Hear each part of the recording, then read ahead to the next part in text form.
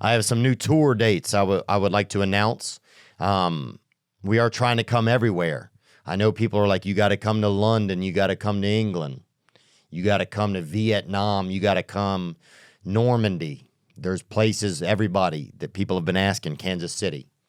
So we're trying to get there. It's just there's only so much, how time works, and we're dealing with that and everything. So we're doing our best, but I would like to announce that we have Guilford, New Hampshire, at the Bank of New Hampshire Pavilion.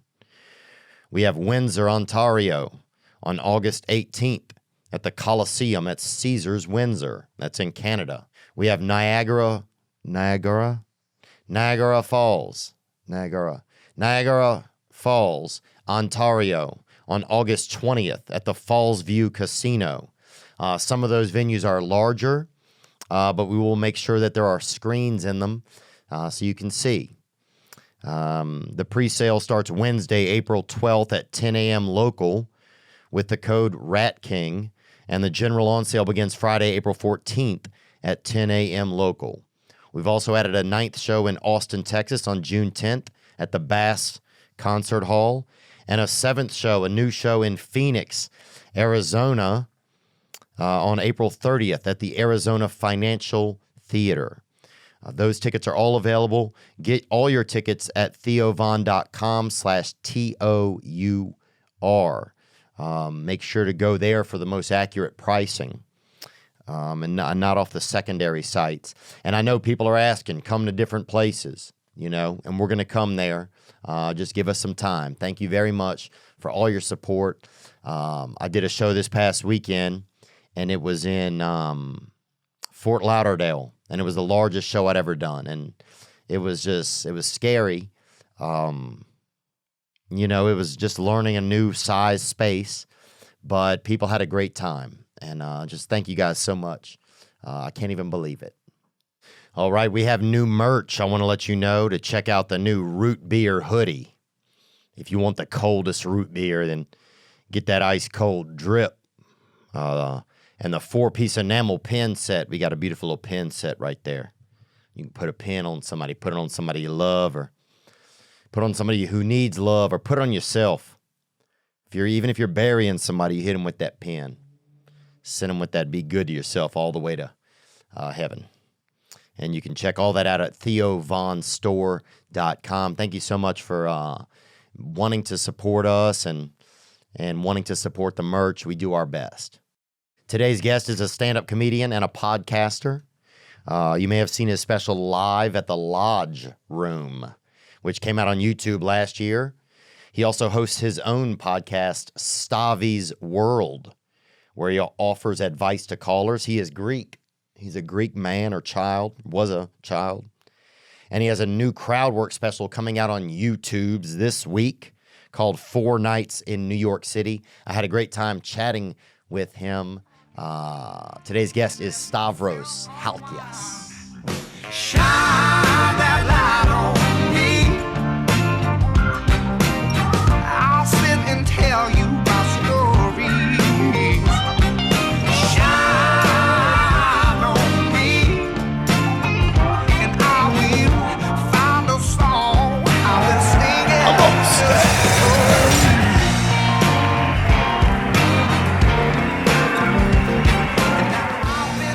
You get to some of those rural areas or something like that, and people they'll bring their sister out there. It's like an event, dude. Yeah. Hey, you got to meet Martha. Like people are For like, sure. It's like going into town. Yes. Like it's like an hour and a half. They like stock up on like dry goods, and then they go see Theo Vaughn. They're like, I gotta get kidney beans for the winter while I'm in Portsmouth, and then I gotta go back to my little fucking cabin. I got to get some cornmeal, and I got to get Cindy Lou, a little Cindy Lou who needs a Cindy Lou husband. Dude. Absolutely, yeah. Go to the dentist too. Yeah, like this is a drawing of my sister. You got to come see her. Oh, dude, that would be such a come up for somebody in like a rural ass New Hampshire if they successfully got you to like if they basically sold their sister's pussy for entry into your life. You know what I mean? Like that would be fucking. That's what marriage was truly back in the. I mean, purely transactional. Like take my daughter off my hands. It was the opposite. You had to like give a motherfucker goats to take your. And why would they do it? Because you're from Greece. Yes. Yep. So there was a lot of that over there. Was a lot of that. My grandparents are in arranged marriage, straight up. My grandparents, like it's not even that fucking long ago, dude. And it was arranged marriage is what they have like you. So arranged marriage is they say, all right, guess what? Yeah. Yeah. This fucking guy you don't know. Darren. Yeah. Yeah. Stavros, actually. Yeah. My grandfather Stavros was married to the guy I'm named after. Hilarious guy. Is he? And now were they in love, or could you notice that they were arranged? Dude, there's never a more arranged couple in the history of the world. Like my grandfather was so fucking cheap. Like it's funny because you find out about him later on, and you find out about like the guy he was outside of this weird toxic marriage, and he's like. He would help homeless people. He was like really politically active. He was like, Greece was really, the politics after World War II were really fucked up. And he was like, fighting fascists and shit. Like, he was like a cool dude. But all I knew him is the guy who like wouldn't let my grandmother turn the lights on because it fucking took electricity. But he would buy, he collected rare birds. And he would get, like my grandmother would go to like the fucking cheapest, like he wouldn't go out of pocket. She would have to go to like the government doctors. But he would buy his birds like special fucking pills for their coat, make their coat shiny. He would buy him vitamins and shit. This motherfucker would not let her like, if she ran the fucking fan on, not the air conditioning, forget. They didn't have air conditioning. If the fan was going too long, he'd be like, toothlessly, he would be like, what's going on in there? Let's cut it off. Or cut it down, He would just shuffle and he would just fucking cut. He wouldn't even say shit to her. I'll have this owl flap its wings for us. Yeah. That'll keep things cool. Yeah. Hell yeah. My fucking cockatiels. We need nothing but them. Yeah. We don't need a ceiling fan. I have two toucans that are here. Say, have a way, boys. Yeah, dude. Wow. But yeah, how beautiful must that have been though back in the day if you didn't have a ceiling fan, but you could train like 6 warblers to just like fly in a little circle in your living room. That would be really picaresque. Yeah. You'd feel real whimsical. And then that song, "Oh Come All Ye Faithful." Sure. Yeah, absolutely. You'd have to train separate birds. Yeah, you'd have to train like parrots to sing. You don't have a fan, you don't have a fucking record player. That's a good point, actually. Yeah, the old bird appliance. Choir. Yeah. Yeah. Welcome to Stavros' All Birds Appliances. Yeah. He's like, my grandfather's like the Flintstones, but with birds in Greece in like 1992. It's like fully had like upstairs. It was modern. This motherfucker had like his personal fan. Yeah. He wouldn't let her cut the ceiling fan on, but he had like a fan before the guards. Like it was literally a fan with 3 sharp ass blades. No front on it. Front. He had a fan from before they had fronts. They hadn't invented the front of the fan. And I was like, what the fuck is this? Where like being like a fat 10-year-old who's like just wants to be in air conditioning and play fucking, PlayStation. And I have to go hang. And like the worst part of our vacations in Greece were like, go hang out with your grandfather. And he's just making like spaghetti that is so boiled. It just disintegrates on your tongue. He has no teeth. Of course.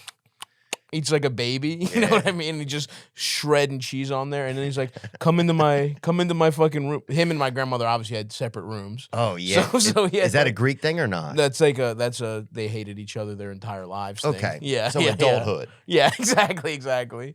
Which is I guess now it's progressive. Like if I got married, I would want separate rooms. Oh, yeah. You know what I mean? Yeah. Come hang out. We'll still probably sleep in somebody's bed together most of the time. But like, I gotta fucking have especially we travel all the time.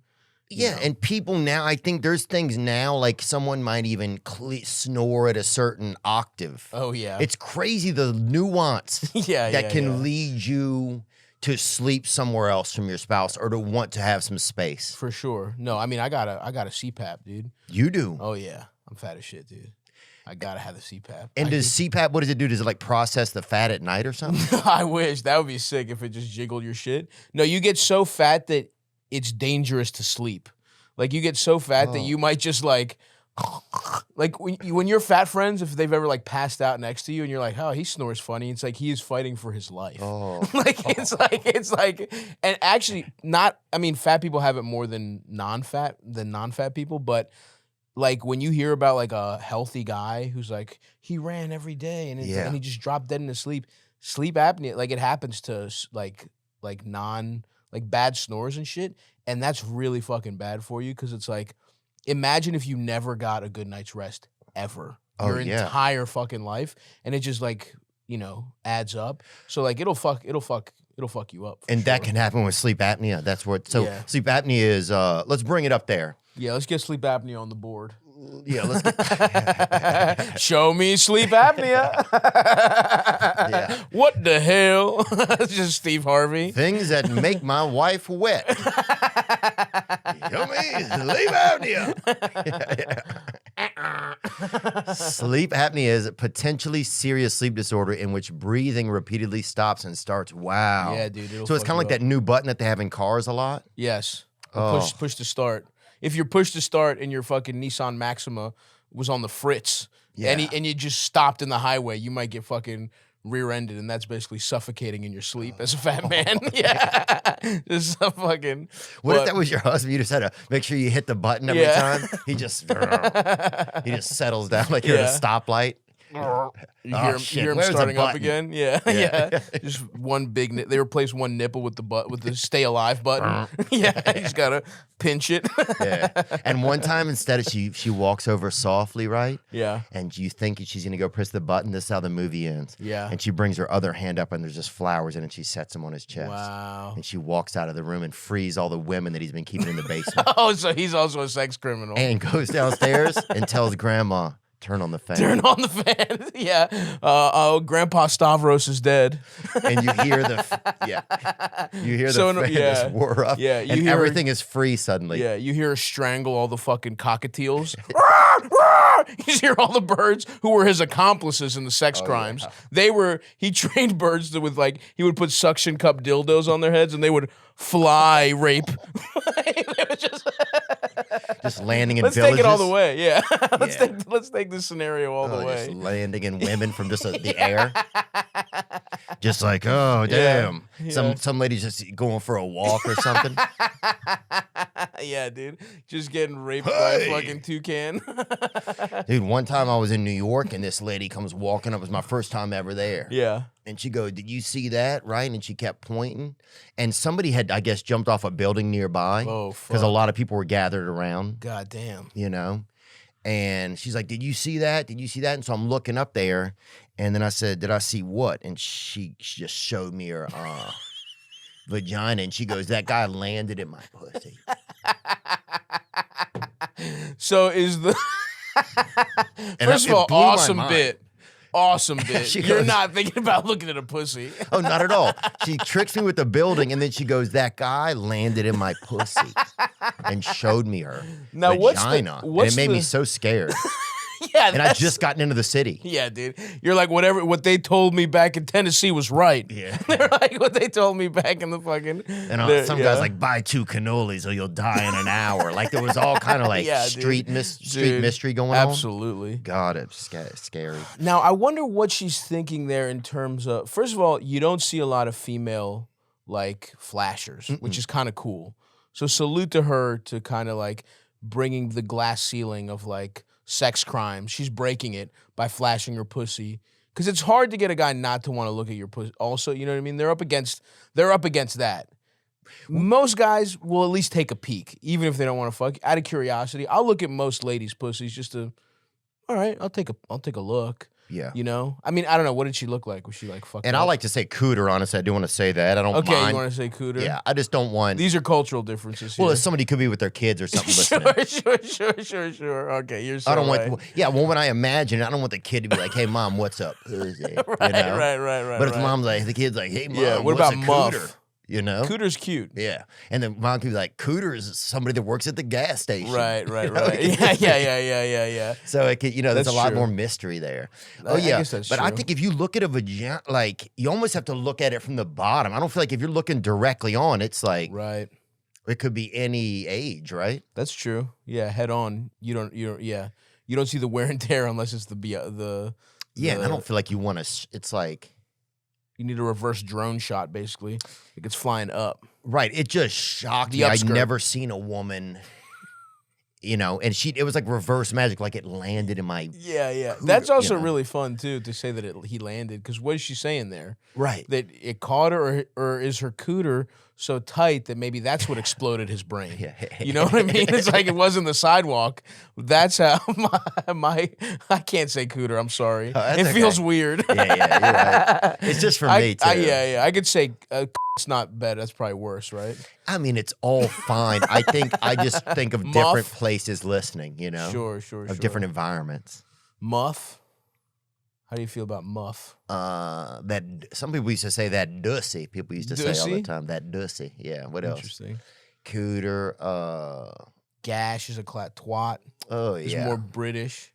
Yeah. You know, there is. You're right. You do go through it. I'm sorry that that looks like it pained you to hear twat. I wonder. You have a real distaste for everything but cooter. Yeah. Yeah, I think I do, man. Interesting. I dude. wonder if cooter just sounds more manageable. It sounds like an animal you're trying It's to hunt. cuter for sure. Like yeah, maybe it could be it could be like a Pixar character could be named Cooter. There he is. Look at her. Cooter. Cooter. That's awesome. Yeah. No. And she has on heels, you know? Yeah, of course. Like a squirrel. Yeah. Like a squirrel in makeup. But then, but then nowadays she comes out on stage, she's like, I'm a man. Right, like, right. Whoa, Yeah. Oh, that's interesting. Look, Cooter, named after a pussy. Now he's trans. Or she's trans, I guess. A trans squirrel named Cooter. That would, honestly, that's the odds of that being in a Pixar movie are pretty high. Dude, we're going to get a trans squirrel in a Pixar movie. The odds of that being the next lead in like Lethal Weapon 11. I don't know. Mel might throw his body in front of that. I mean, I guess as long as it's not a Jewish trans person, he might be down. That's true. Do we know his stance on Jews? trans? No, Jews we got. That's pretty well documented. You think? I think so. I think we got. I think there's room. I think we got Mel on Jews pretty nicely. Yeah, I think you didn't even have to hear his comments. Just watch Passion of the Christ. It's like, this is awesome, dude. You learned a whole language, ancient language, to be anti-Semitic, because that gives you cover. When you learn the ancient language and bring it back from the dead, he's just like, no, I'm trying to be real. If that was in English, they'd be like, Jesus, tone it down on the Jews. But he's like, but you're like, whoa, this is a different tongue. It's like, I'm in a different world. I'm in a different place. So respect to Mel for that one. Yeah, I think, look, a lot of people, I'm not going to say I bought some of the merch. Some of the unauthorized merch. Huh? Yeah, some of the bootleg. Bootleg Passion of the Christ merch. Yeah. Stavros, thanks for coming, man. Yeah, dude. Thanks for having me. So some audience might not know you, yes. right? And really, I just think about my mom. Sure. Because she watches the show. Okay. Nice. But yeah, so you started out, I know you're out of Maryland. Yeah, I grew up in Baltimore. Right. And is that weird being like a white person in Maryland or in Baltimore? Yeah. I mean, look, I grew up Greek. I mean, I'm Greek. And is Greek, are y'all, where are you guys? Because I know it goes. Sure. On the race rankings. Yeah. Well, as an ethnic white, it's like, it's kind of the best. I kind of consider it the best of both worlds. Because it's like, we got our own cuisine. I speak a different language. We got a place to vacate. Like the beaches are fucking sick. Weren't here for slavery. Huge. Really? That's huge. Yeah, no, my family came over here in 82. Which, like, what, 1382? Yeah. Yeah. If slavery even happened. You're so right. Yeah, I mean, I'm just saying they never found the boats. Yeah, I think there are some boats. Actually, the boats are not the problem. Really, bring up a couple.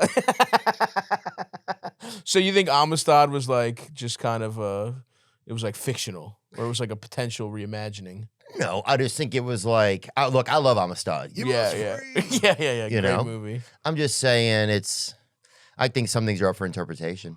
It'd be funny if you thought slavery happened like the way it was in Django, if that's the only thing you accepted, because it was like the one where the slaves win, and you're like, yeah, it was them taking advantage of us. Yeah, that'd be funny if there's like a racist guy who's like, slavery didn't happen except in the way that Quentin Tarantino said, and that's how it happened, and we actually need reparations. That would be a fun twist on it. Well, the way the world is now, I feel like somebody could see a movie, see a documentary, and I guess I don't know what they teach in school. So yeah, I feel like it's like some people, you get all your information off of one YouTube video. And that is your fuel. Oh, dude. That's your fuel for the rest of your life. Absolutely. You're good, dude. You're all set on learning on that topic. Yeah. Yeah. It's real dangerous. But do you think you would have owned a slave or not?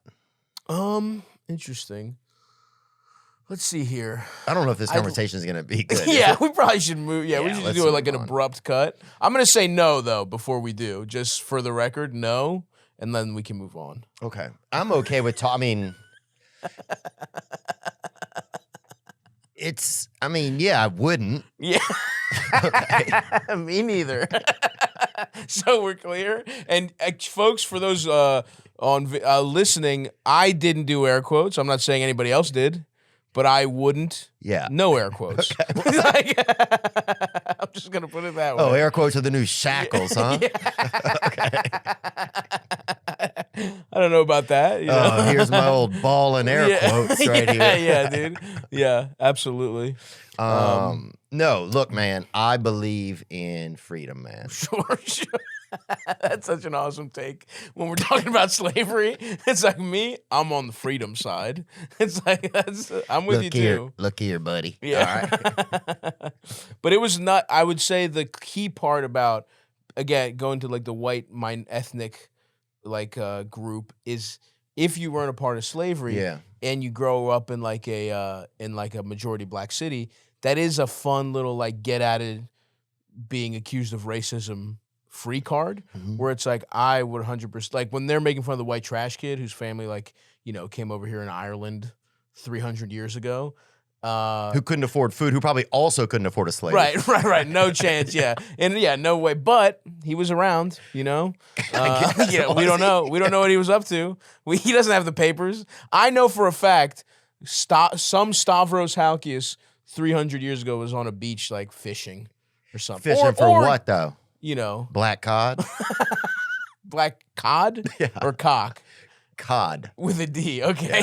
Yeah. No, I don't think so. More maybe like octopus. Just saying, dude. Maybe like calamari, a shrimp or two. I'm just saying, dude. It just depends on what he was trying to pull out. That's true. Yeah, no, they Bring up a black cod. Well, what's interesting about Greek racism is that they don't even like they don't have a term like. Don't get me wrong. In Greece, Greek people are racist. Like, you know, there's plenty of Greek people that are racist, but there's not even like a term for like black guy. They call like it's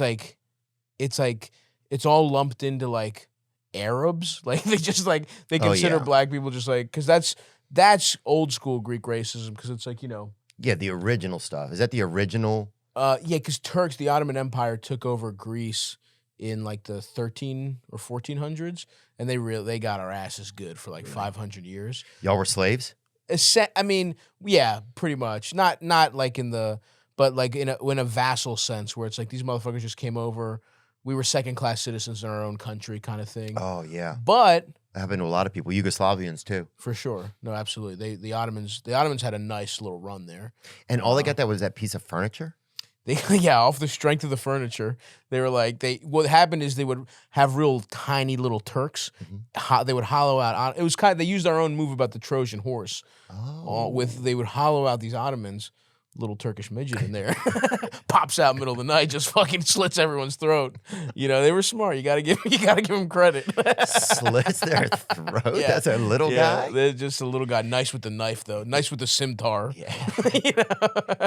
That'd be crazy. Smallest ninja. Yeah, dude. Yeah. So tiny. Real little. So ninja. So yeah, that's a nice. I would love that's representation right there. This episode is brought to you by BetterHelp. That's right. BetterHelp. Because we've all had moments where we're not serving our best self to the world. You know, sometimes you notice you're going through, you're like, what's going on with me? And your answer is, I don't know. And that may be where you need someone to talk with. If you're thinking of starting therapy, give BetterHelp a try. It's entirely online, designed to be convenient, flexible, and suited to your schedule. Just fill out a brief questionnaire to get matched with a licensed therapist and switch therapists at any time for no additional charge. And I want to remind people, if you haven't been to therapy, or if you're going to a therapist and you're going, but you're not feeling like much is changing, you may want to try to switch to another one. It's totally okay. It's normal. And I recommend you try until you find what fits and what is most helpful. Discover your potential with BetterHelp. Visit betterhelp.com/THEO today to get 10% off your first month. That's betterhelp.com/Theo. Have you had a family member that's been hurt in an auto accident or been autoed out? Bang, bang, and next thing you know, you're jacked up. You're jacked out. Well, Morgan & Morgan is America's largest injury law firm. They have over 100 offices nationwide and more than 800 lawyers. That's right. With over $15 billion recovered for clients, Morgan & Morgan has a proven track record of fighting to get you full and fair compensation. If you feel like something was unfair, and then sometimes you need help in those instances, and they can help. Submitting a claim to Morgan & Morgan is easy. It's more like using an app than hiring a lawyer. With Morgan & Morgan, you can submit a claim without ever having to leave your couch in 8 clicks or less. You can submit a claim to Morgan & Morgan. If you're ever injured, you can check out Morgan & Morgan.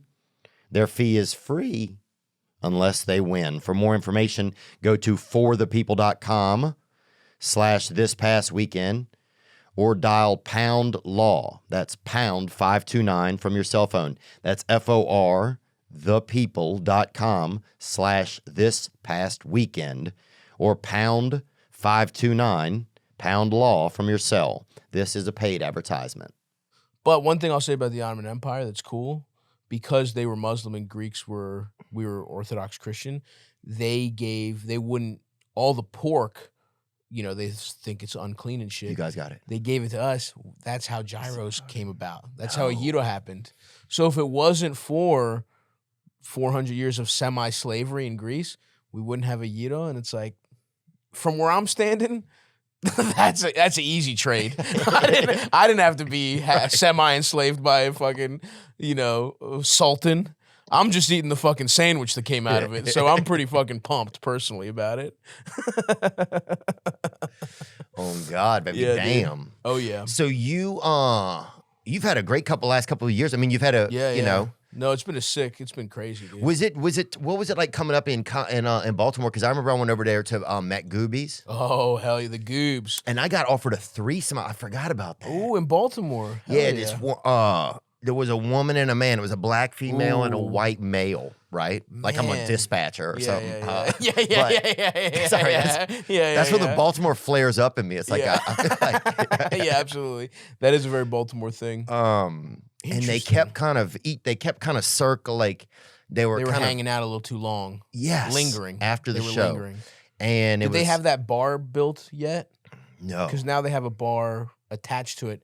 That's a good place for like a crowd to linger, to try and fuck you would be the bar. But you're saying you're just in the lobby of Magooby's. Yeah, I'm just lobbying around out there. I'm just like I guess a lobbyist or whatever. I don't even know what it is anymore. Yeah. But yeah, I'm just out there. And they were kind of hanging around, and they were like, hey, we just want to let you know, we live here. Nice. If you'd like to come back and spend some time with my wife, Oh, so it wasn't even a threesome. It was like a cuck situation. He wanted you to fuck his wife in front of him. Maybe. See, I didn't know. I guess I didn't see there wasn't like a pamphlet or anything, so I didn't see all of the details. Yeah, absolutely. So I was like, damn, dude, I don't, Spend some time with my wife sounds like I want you to fuck my wife. It doesn't sound like, hey, you fuck my wife while she sucks my dick. It sounds like I'm going to be in a little chair and I'm going to be watching you fuck my black wife. Yeah. That's what it sounds like to me. Like he's just going to sit on an ottoman or something. That would be good too, because that further like, puts him in a position of like, not my dumb brain isn't working. I was going to say a position of not power, right? Which shows you how fucking dumb I am, there is a word I'm looking for and I'm not going to get it. I'm going to filibuster until maybe I think of it. Like a tertiary position? No, like it doesn't matter. We're gonna have like to an inferiority, inferior position, even more inferior position. Yeah, right. Yeah. Because when you're lower, you're more of you're at least more of a supporting cast or absolutely. Yeah. And you would think if you're on a bed, he's on an ottoman, he might be looking directly into his wife's cooter as your cock is going in and out of it. Oh, Jesus, How was that? dude. Oh, well, you gotta. I can't say cock. Yeah, you can. It's just, man. But you know what I'm saying? trying to stay off the porn, bro. I'm sorry, you're getting hard. Whoa, what's going on here? You brought it with you. Yeah. I didn't know you have it inside of you, dude. Bro, you jump off a building and crack open. Like a Kinder egg. Yeah. And I'm full of pornography. Oh, it's just a bunch. It's like a couple of cast members from Black. Yeah. Or bangbus.com. Yeah. They just Bang Bus. They cruise a class. Yeah, they come out. Some teen was fucking inside of a small bus inside of my stomach. That's what's going on here. Somebody wearing olives as wristlets just come out completely naked. Damn, dude. So, but I'm just saying, if you were a cuck, a lower position where you could peer directly into the action would be even more humiliating, in my opinion. You know what I'm saying? So, yeah. That's a shame you didn't take him out. Have you ever been in a three-way? We had a woman or man, somebody emailed us one time and tried to give me money to fly out there to San Francisco to make love to their wife. Wow, interesting. Yeah. But only those couple times? Let me think. I'm sure you've got plenty of you and two girls in the heyday when you're when you're getting fucked up all the time. But I think there was one time I remember I was in, Missouri or something, nice. Right? And they had this one lady, and she was just she was vibey. She was just a damn drum beat. Love you that, know? dude. Yeah. A lot of silk. What are we talking? Like, when you say vibey, in my head, I'm thinking belly dancer. I'm thinking like, you know what I mean? Greek thing ever.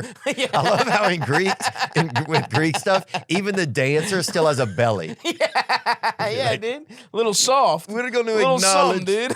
We're going to acknowledge the best part, the belly. The belly dancer, dude. Yeah. Hell yeah. Oh, the third tit. Yeah. I like a little squish, dude. Yeah, huh? Give me a little God's something. tit. Yeah. The belly. That is true, actually, man. Yeah. God's tit is the best, that belly, bro. Nothing wrong with God's tit. Dude, I bet now this would be interesting if women got a nipple installed on that belly instead of that whatever the hole is. The button. Which is so outdated. Let's get that out of there. If they put a nipple, then you get fat as shit. And people be like, a huge damn, tit. It's a third tit. But not even a third one, like a fucking awesome. It's third, right? But it's the biggest, best one. Oh yeah. It's that would be sick. Yeah, it's like wow, that's genius. God, that is honestly, dude. You're a fucking genius for that one because that's like a fucking taking your weakness and turning it into your greatest strength in a heartbeat. Yeah, like just some like dude that, just sucking on that sucking thing. on a giant stomach. And look, here's the best part. Yeah, in a dude's brain, it would feel like awesome. Absolutely, just doing this. Yeah. One giant titty. So you close your eyes, it's like you're sucking like a giantess tits, like the guy from Jack and the Beanstalk. The guy at the top of the beanstalk, Charlie the Giant, right? Yeah. I believe. Charlie was the guy climbing up. Oh, Charlie was the guy. Yeah. No, wasn't it Jack? Oh, the one-eyed thing. Oh yeah, Jack. No, Jack died. I think his brother started doing it. Oh shit! Okay, it's like a Gallagher 2 situation where it's like Charlie just takes fucking Jack's whole shit and starts climbing up beanstalks. Bro, he's a Nepa baby. He's a damn Nepa baby. But yeah, I remember this one lady from Missouri. So she was real vibey. She just kind of was like, she was cute. Sure. Right? When we say vibey, so we're talking like hippie vibey, crystals vibey.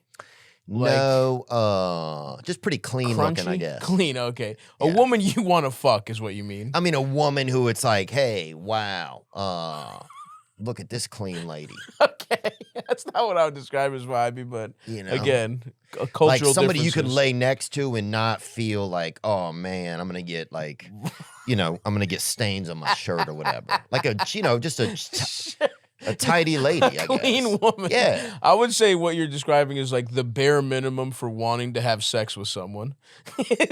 Yeah, or anything. Yeah. So that's vibey. All right, so nice. So anyway, she invites me over, and she had a friend with her, right? And the friend had this very like, she looked like one of those weight lifters from like the 1906 or something. Love that. With the barbell that had the stuff painted on it. You know? Yeah. Like 12 pounds, 7,000. Of course. So she had like a singlet on, like a one, a little curly mustache. you know, like it's just like a it's like a leotard or whatever. Sure, like the Big Show would wear. Yes. She had that, man, and she was jacked. She's really? like, I'm down to make love, or try to make love if you want to do it, but my friend is gonna do it also. Wow. Now the strong girl is her friend. Yeah. So now, what would you say is the strong girl? Is she vibey as well? The strong girl is more strong. Okay. Yeah. Okay. And so you didn't fuck them. I don't remember honestly what happened. I don't even remember. That's crazy. You do remember. I think it blocked out. You were getting fucking deadlifted by the strong girl. I mean, she grabbed you by the penis and just clean and jerked you, and then sucked you off like she's fucking sucking your dick like this. Overhead press. The other girl's just watching Martin. She's not even involved. She's watching Martin on her phone. She's just watching Martin. Fuck. That's crazy. Yeah. Well, I hooked up with a strong girl. I don't want to do my act. I do a joke in my in the special I'm about to tape in May, but I did hook up with a strong girl, and I really did like it. It was fucking sick. Yeah. She had giant, like, muscly ass thighs, and it was like a battle, dude. Yeah. It was like I was in there, and like, you're eating pussy, and it's like you're the strongest one in the equation. And it's like you have total control of the person's body while you're going down on them. With her, it was not. I was nodding. Like it was like, oh, it was like when it's like a storm on a ship. Yeah, you're just like, hold on, batten down the hatches. Yeah. I felt yelling. It was like, oh, I was like truly like suffocating. Like she was squeezing. Like sometimes a girl will squeeze her thighs when you're eating her pussy. This girl was doing that, and I was like having trouble breathing. Really? Because she was that strong. Yeah. But you also have. I mean, that's like a C. It's not. That's like a C puss. That machine. Yeah. Kraken. That's like putting on the C puss. Yeah. Or like the CPAP, the C puss. Yes. But dang, so do you have trouble being down there? Yeah. Are you like one of those like filleting like pugs or whatever where they can't breathe? You know what I'm talking about? No. It's usually not a problem. The CPAP doesn't kick in. No. I'm not snoring into the pussy. No, where that like that little dog. Yeah. A pug. Yes, absolutely. And they're like, isn't he so cute? Yeah. It's like I'm like, it looks like two sneezes are beating the fuck out of him from the inside. Yeah. I don't know if he's cute. You better hope this motherfucker doesn't have allergies. He's done. Dander will kill your dog. No breathing problems, luckily, while I'm awake and eating pussy. Praise God for that one. So you came out of Baltimore.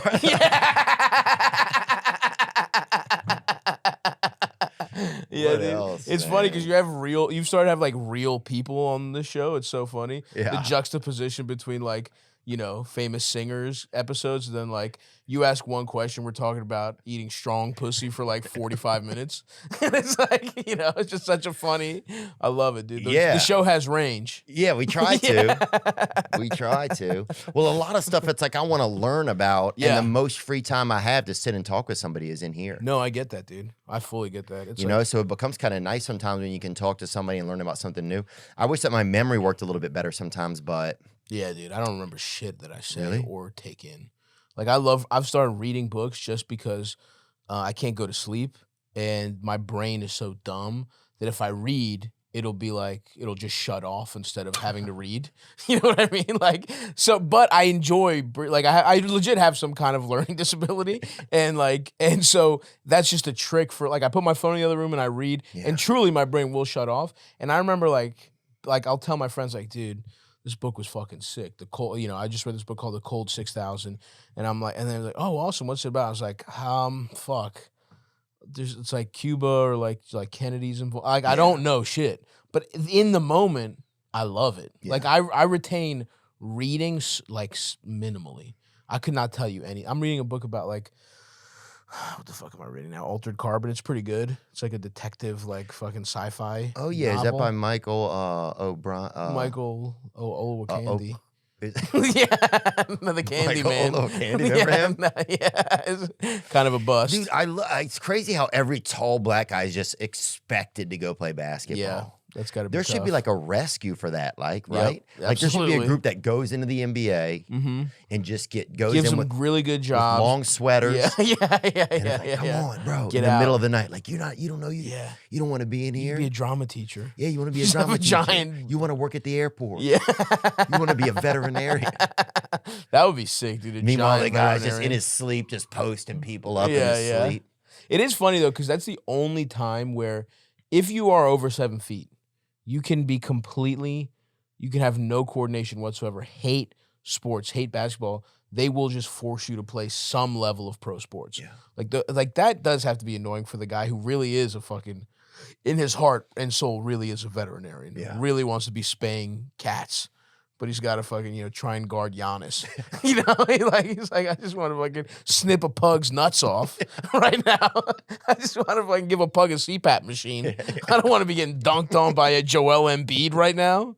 That's got to be at least one. But, and they don't even, I mean, they make money, but they don't even, if you're like a shitty end of the bench big, like they make like you make $1 million, $2 million. I don't know what the NBA veteran minimum is right now. Yeah. But if it's like, if they're making the minimum, and then, half that shit's gone for taxes and 10% agent and shit. Yeah. It's like, they're really not that rich. And it seems like a horrible life to be, you're traveling all the time. Like, if you're not super fucking rich and it's not cool, if you're just at the end of a bench and you hate it and you'd rather be doing some other shit. Yeah. Kind of a fucking, worst case scenario. Yeah. Yeah, it's got to kind of be tough, I think, especially you get there and you're like, yeah, do I even want to be here? But then at the same time, you've done enough work to be in. But then I wonder how many guys lose their desire because they don't even get to play in the games. Yeah, probably a lot. Imagine like being in a band. There's a band, right? Yeah. Yeah. There's Def Leopards or whatever, right? Yeah, Def Leopards. And then they have 3-4 backup leopards. Yeah, they can hear. Right. Oh, they're right there. They're sitting there on the side. Yeah. The first couple of shows are like, we're going to get in the game. They're priming their instruments and stuff, Or you go in and you get to play one chord and they're like, all right, come out. The other leopards are back in. Yeah, with 3 minutes left in a song, they'll put you in if it's like a long song. While the guys, they want to get a head start on getting their dick sucked by the groupies. Yeah. So they like just call in the backup leopards. That would be sick. But then you never get in. So after that 30th show, are you still sitting over there pretending? So. Or are you doing, you and the other guy next to you are just, trying to do how many zins you can do in your mouth at once, Playing fucking Zen Daddy with your buddy before you both leave your wife for each other, That sounds beautiful, actually.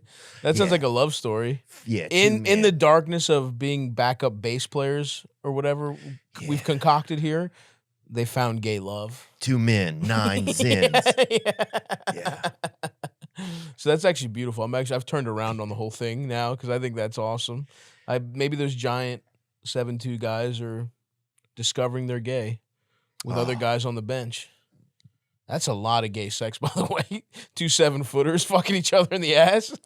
Bro, what are you talking about? Just go like this, dude. I'm sorry, man.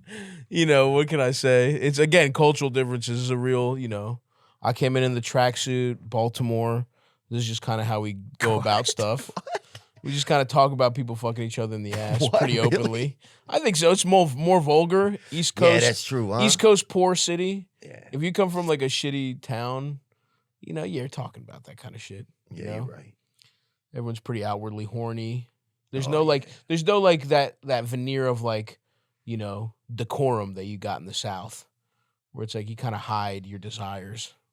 Yeah, but it's just hidden though. It's just hidden behind like something. It's barely hidden, like behind a pitcher of lemonade. Yeah, you can see it. Yeah. You can see, yeah. Like, oh, right behind here, you have some pedophilia. Yeah. Oh yeah. Oh, they got that here.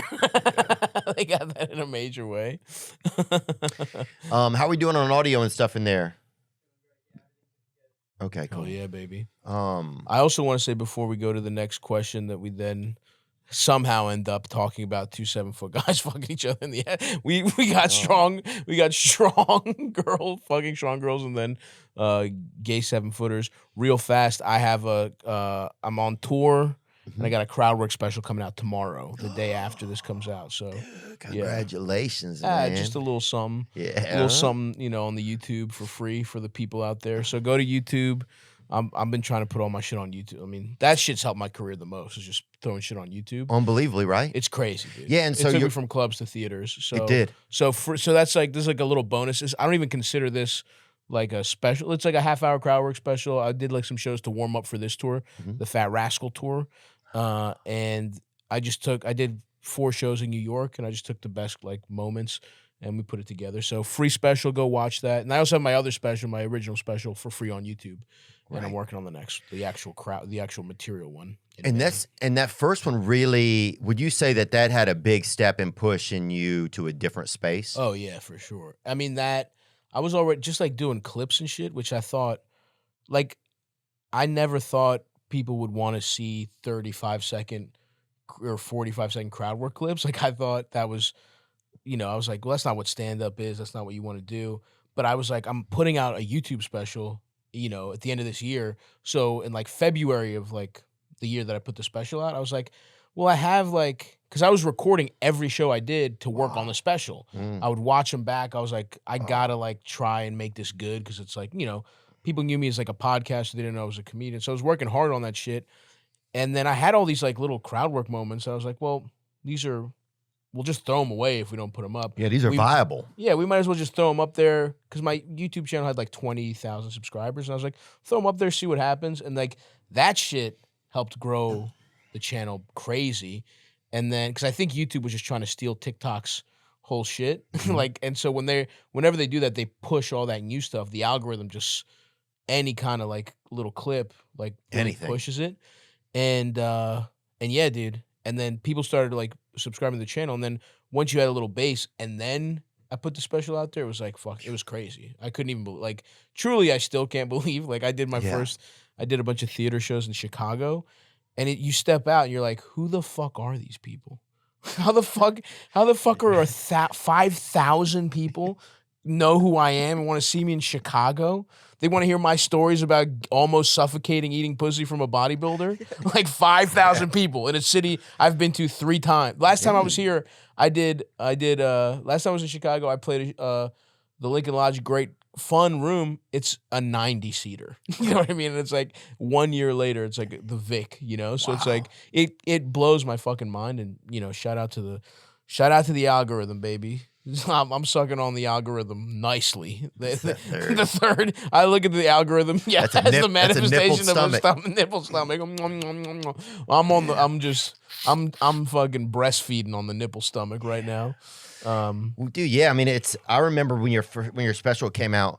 Well, I remember I met somebody that was on. You know what I'm talking about? CUMTOW. Oh, Cumtown, yeah. I think we met way back in the day. Was it serious? It's serious. Yeah. Did you have short hair? I had no hair, dude. That was you. Yeah, dude. Like, oh my God, 7 years ago, we did a serious Raw Dog podcast, and it's like none of us. I mean, like you were doing better, but not like this, and I was nowhere near. Like we were just like you were like a guy working clubs, and I was a guy working like Thursdays and Sundays. Oh my God, dude! I have looked up. Because I've looked. You didn't know that was me? No. You didn't know the bald guy you met in Sirius 6 years ago was me? No. And I've been looking for him. That's not so even fucking joking. Funny, dude. I know you're not. I can see it in your eyes. I looked at Cumtown and I'm like, I swear to God, this dude was from Cumtown. Wow. Yeah, dude, we met so long ago, and that was a fun podcast. We didn't know each other at all. We were just kind of shooting the shit. Whose show was it? I don't know. It was like that guy Aaron. Opie? No, dude, it was like the guy like such a low level serious show. It was like the producers. Son or something. yeah, exactly. It was hilarious. And it wasn't even like a studio. It was like in an office they put 4 mics in, remember? Yeah. I was like, what the fuck, what is this? I remember, somebody yelled the N-word right when I walked in there. Sorry about that. And I was like, no. I was like, all right, I'll stay. Yeah. Sorry, Sherrod made me really mad. Bro, how long was Sherrod Small? The only black dude in that circle that there. rotation, dude. Oh, Hope he had man. Sherrod back to back to Sherrod back. was cool, bro. Yeah. Sherrod's a cool cat, man. Yeah. R.I.P. Yeah, let's start that. Sherrod's been dead for years. Yeah, I miss him. Yeah, good guy though. Good guy. What are you gonna do? Dude, that's the best thing about like a lot of black guys. You can just go like, "Dog, remember little Steven, bro?" And they'd be like, "Yeah, I remember little Steven." You're like, "He passed away, Yeah. bro." Yeah. And they'd be like, "No." Instantly, bro. they won't ask a follow up. And I'll be like, "Damn." They got little Steve. They got little Steve, dude. Yeah. Like, who are they? Yeah. You know, I love that. Starburst. Yeah. Like, I think it was just it was like a blood sugar hypertension issue, for sure. Yeah. You know, Mm-hmm. like center cut bacon. Yeah. You know, like that's what got little Steve. Oh, which, by the way, is dang, also bro. Steve. I believe Steven Van Zant's name in the E Street Band too. Oh. Little Steven. Little Steven, yeah, right. Little Steven Van Zant. Mm-hmm. Yeah. God. Silvio.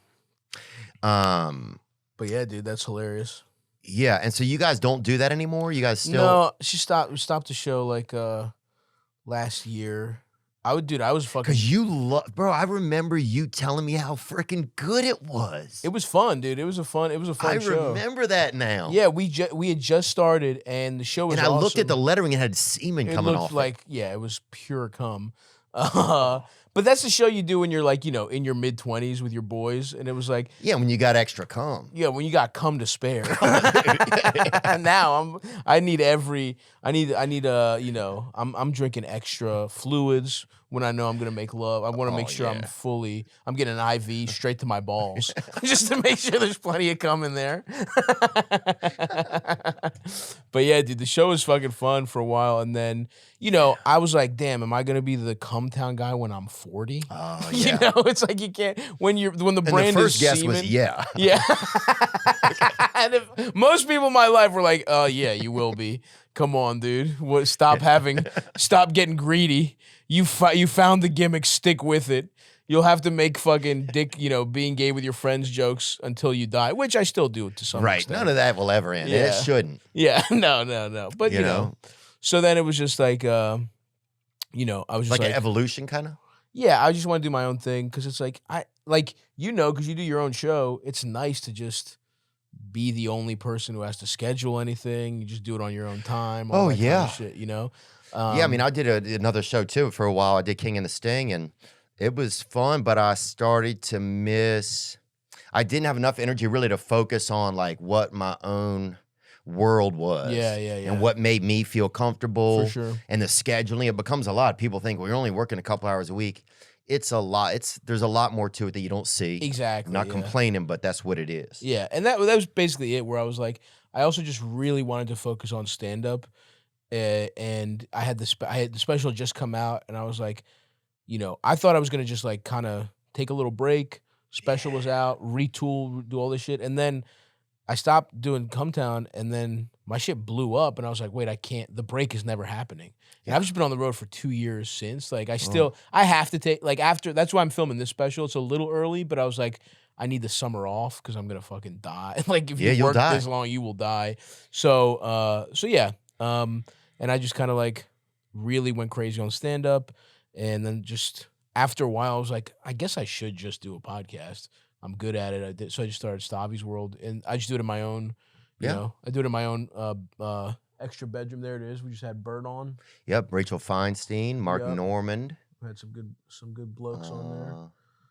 Monroe Martin, yeah. Monroe's awesome. Yeah, Monroe is awesome. Yeah. There's something about him. He's one of the people you get around him and you just kind of feel good. Great hang. Great stories about his, deadbeat father on the podcast. Oh, yeah.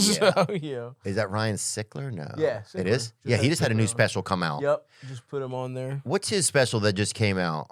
Lefty's Son. Yeah, Lefty's Son. Also from Baltimore. That's my dude. Yeah. He came on. He just did the podcast, and we just were like naming neighborhoods in Baltimore for like 40 minutes. Yeah. It's like it's like he really did live in every white trash part of Baltimore. It was awesome. Dude, he's every time I'm around Ryan, there's a part of him. It's like that reminds me of a part of me that just never left the neighborhood. Yeah, dude. Like you could have you could have a big old spatula and you'll never fucking pry that part out of the neighborhood. Yeah. It can't leave, bro. Absolutely. Like part of me is still over there. Absolutely, dude. Cooking wieners over like somebody's made like a fire where they're burning like stuff that's flammable that's bad. Yeah. And then I'm over there. The penny savers in there. Yeah. I'm cooking wieners with a stick over it. So all that toxic gas just going straight into that flavor, brother. Straight into that meat. Making that weenie extra fucking tasty. Have you discovered subscriptions that you've forgotten about? Maybe you're getting, somebody keeps sending you dang soap suds. You get another box of soap suds and the cat's in them. And he's all soaped out. He's got, soap in his cat eyes. And he's catting around, but he can barely do it because he's soaped out. Well, Rocket Money, they'll help. Over 80% of people have subscriptions they've forgotten about, and chances are you're one of them. Like that Stars app, just to watch one show, or the HBO trial, or this or that. All of it. You forget. Rocket Money will quickly and easily find your subscriptions for you, and for any that you don't want to pay for anymore, just hit cancel, and they'll cancel it for you. It's that easy. Over 3 million people have used Rocket Money, saving the average person up to $720 a year. Stop throwing away your money, cancel unwanted subscriptions, and manage your expenses the easy way by going to rocketmoney.com/Theo. That's rocketmoney.com/Theo. rocketmoney.com/Theo. You know I am a big fan of Raising Cane's. Their first location was in Louisiana, and now they're everywhere. And they got them chicken fingers, baby. God, boy, when I see them, my tongue sees them. That's how they are. And they got them crinkle-cut fries, man. Look like somebody just gave them babies just a beautiful little haircut. Right when they come out that fryer, they got that buttery Texas toast. Just want to lasso that. And they do it all. Cane's, I love the Caniac combo. That's my go-to over there. And I got to let you know that it's so easy to order on their mobile app or online at raisingcanes.com. You can check it out and treat your taste buds like it's their dang wedding day. Satisfy your Cane's fix fast ordering through their app or online at raisingcanes.com, or stop by your local restaurant. If you have an upcoming summer trip planned, if you're planning to go somewhere, and the place you're going, maybe it's a country. It's a new country. Have you been there? No. What are you going to say when you get there, huh? You don't know. But Babbel does. Babbel is the largest language learning app that's sold more than 10 million subscriptions thanks to Babbel's addictively fun and easy bite-sized language lessons. There's still time to learn a new language before you get there. With Babbel, you will only need 10 minutes to complete a lesson, so you can start having real-life conversations in as little as 3 weeks. They have all types of languages over there. You can learn French, Italian, German. Plus, Babbel's speech recognition technology helps you to improve your pronunciation and accent. Yep. Right now, get up to 55% off your subscription when you go to babbel.com/Theo. That's BABBEL.com/Theo. For up to 55% off your subscription. Babbel, language for life. It's amazing to see people doing them onto YouTube and stuff these days. One thing that I think is also easier, it's easier to find stuff on YouTube. Yeah, for sure. I think it's really easier. Like Netflix is just trickier to find. It's not the same YouTube feels. I also think it's a generational thing, dude. Like young people, the way we grew up, like just throw the TV on, they're watching YouTube or they're watching like Twitch shit. We don't even think of like Twitch, right? So that's just the way where it's like people have YouTube is the default thing. Is like when you just want to throw some shit on. And I've even started like going to that a little bit where it's like I'll watch like these fucking long like, history shit about like I literally watched on Greek Independence Day, I watched an hour and 15-minute video about the war for independence. And it's just like this guy, Kings and Generals, that guy fucking rules. It's just some guy with a British accent with like shitty cartoons. They're not even fully animated. It's like picture, and he's just describing war that happened. I'll watch Maury clips, dude. I love watching full episodes of Paternity Maury, where they're talking about, when the lie detector tests come out. It's fucking, there's just so much good shit on YouTube where you're like, yeah, I'm good. Yeah. I'll watch this. I'll watch full, bootleg episodes of shit. It's awesome. Yeah, I love how here's what you can get to anything immediately from anything else. Anything that pops in your imagination, you can get something about it immediately. Yeah. It's the best algorithm too. Like, it's the one where you're like, oh, I am interested in this. Right. Whereas like other shit, like, you'll watch like, fucking like on Instagram or whatever, their For You page, like, this is, you're semi there. Right. But when you watch them on YouTube and they're like, I'm in. The next thing they suggest is like, yeah, I'm in there. Although I will give TikTok some credit. I had to get off because their algorithm was so good that it was like, it was truly, for me, it was literally like sandwiches and girls with huge tits. Oh, and really? It's like, man, you figured me out. Damn. You know what I mean? It's like, and then it started getting worse because it actually got deeper into like, then it started showing you like a hot woman with like a baby. And it was almost like this, like, you're 34, this should be your life. Like, they really were getting into your psyche. And then it went from like, they get you with like the base shit of like food and sexy girls. Oh yeah. And then it's like, becomes like outdoors. Wholesome content where it's like, oh, don't you want a family? And then it's like, now you're following these babies and you're watching these like celebrity babies grow up instead of your own family. Yeah. And it's like, it's fucked up, dude. Yeah, I was like, Taco, and you're like following some like.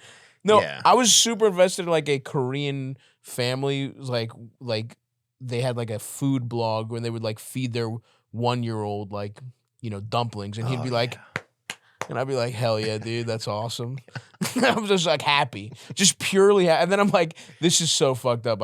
They found a way to like get into even your biological urges of like having a family. They've hacked us. They've fully hacked us, bro. Well, that's one of the issues these days, man. I feel like we are fully hacked, man. Yeah. We are fully hacked. And if you look at, like there's that new Chat GPT or whatever that came out. Yeah. And I've gotten like, some people send me stuff like, hey man, look at this comedy set of yours that we had Chat GPT do, right? Yeah. And I'm like, this is like this is like, sucks. It just sounds like you put anybody, if you say like from Louisiana or from a southern state, it felt really cheap to me. Yeah. So I wonder how like advanced they can get that, Yeah, I mean, it's true. I do think, and maybe it's just us thinking like, oh, come on, the one thing you can't figure out is comedy. But what they do with all the AI, the art stuff, is they just steal from artists. Right. So like that's a good point. So what they'll do is just steal jokes and like just put it in another like I even saw like Will Sasso did something really funny. He has like an AI, like Dudesy, his podcast is run by an AI, and he did like a Tom Brady, because Tom Brady said he was going to do. He just sent me that. Yeah, he sent it to me too, and I looked at it and I was like, this is going to be fucking stupid. And it was like, it was like they didn't have the pausing of stand-up comedy, right? But they were real jokes, right? But then you hear that and you're like, I've heard these before, right? And it's like clearly what the AI did was steal, maybe even shitty comedians. Probably what they did was go to YouTube or wherever and stole like fucking open mic level comics or like mid-tier comics or like starting out comics and just stole the rhythm and shit of jokes and put it in there. Some of the jokes were legitimately funny. They might have stolen stuff from anybody.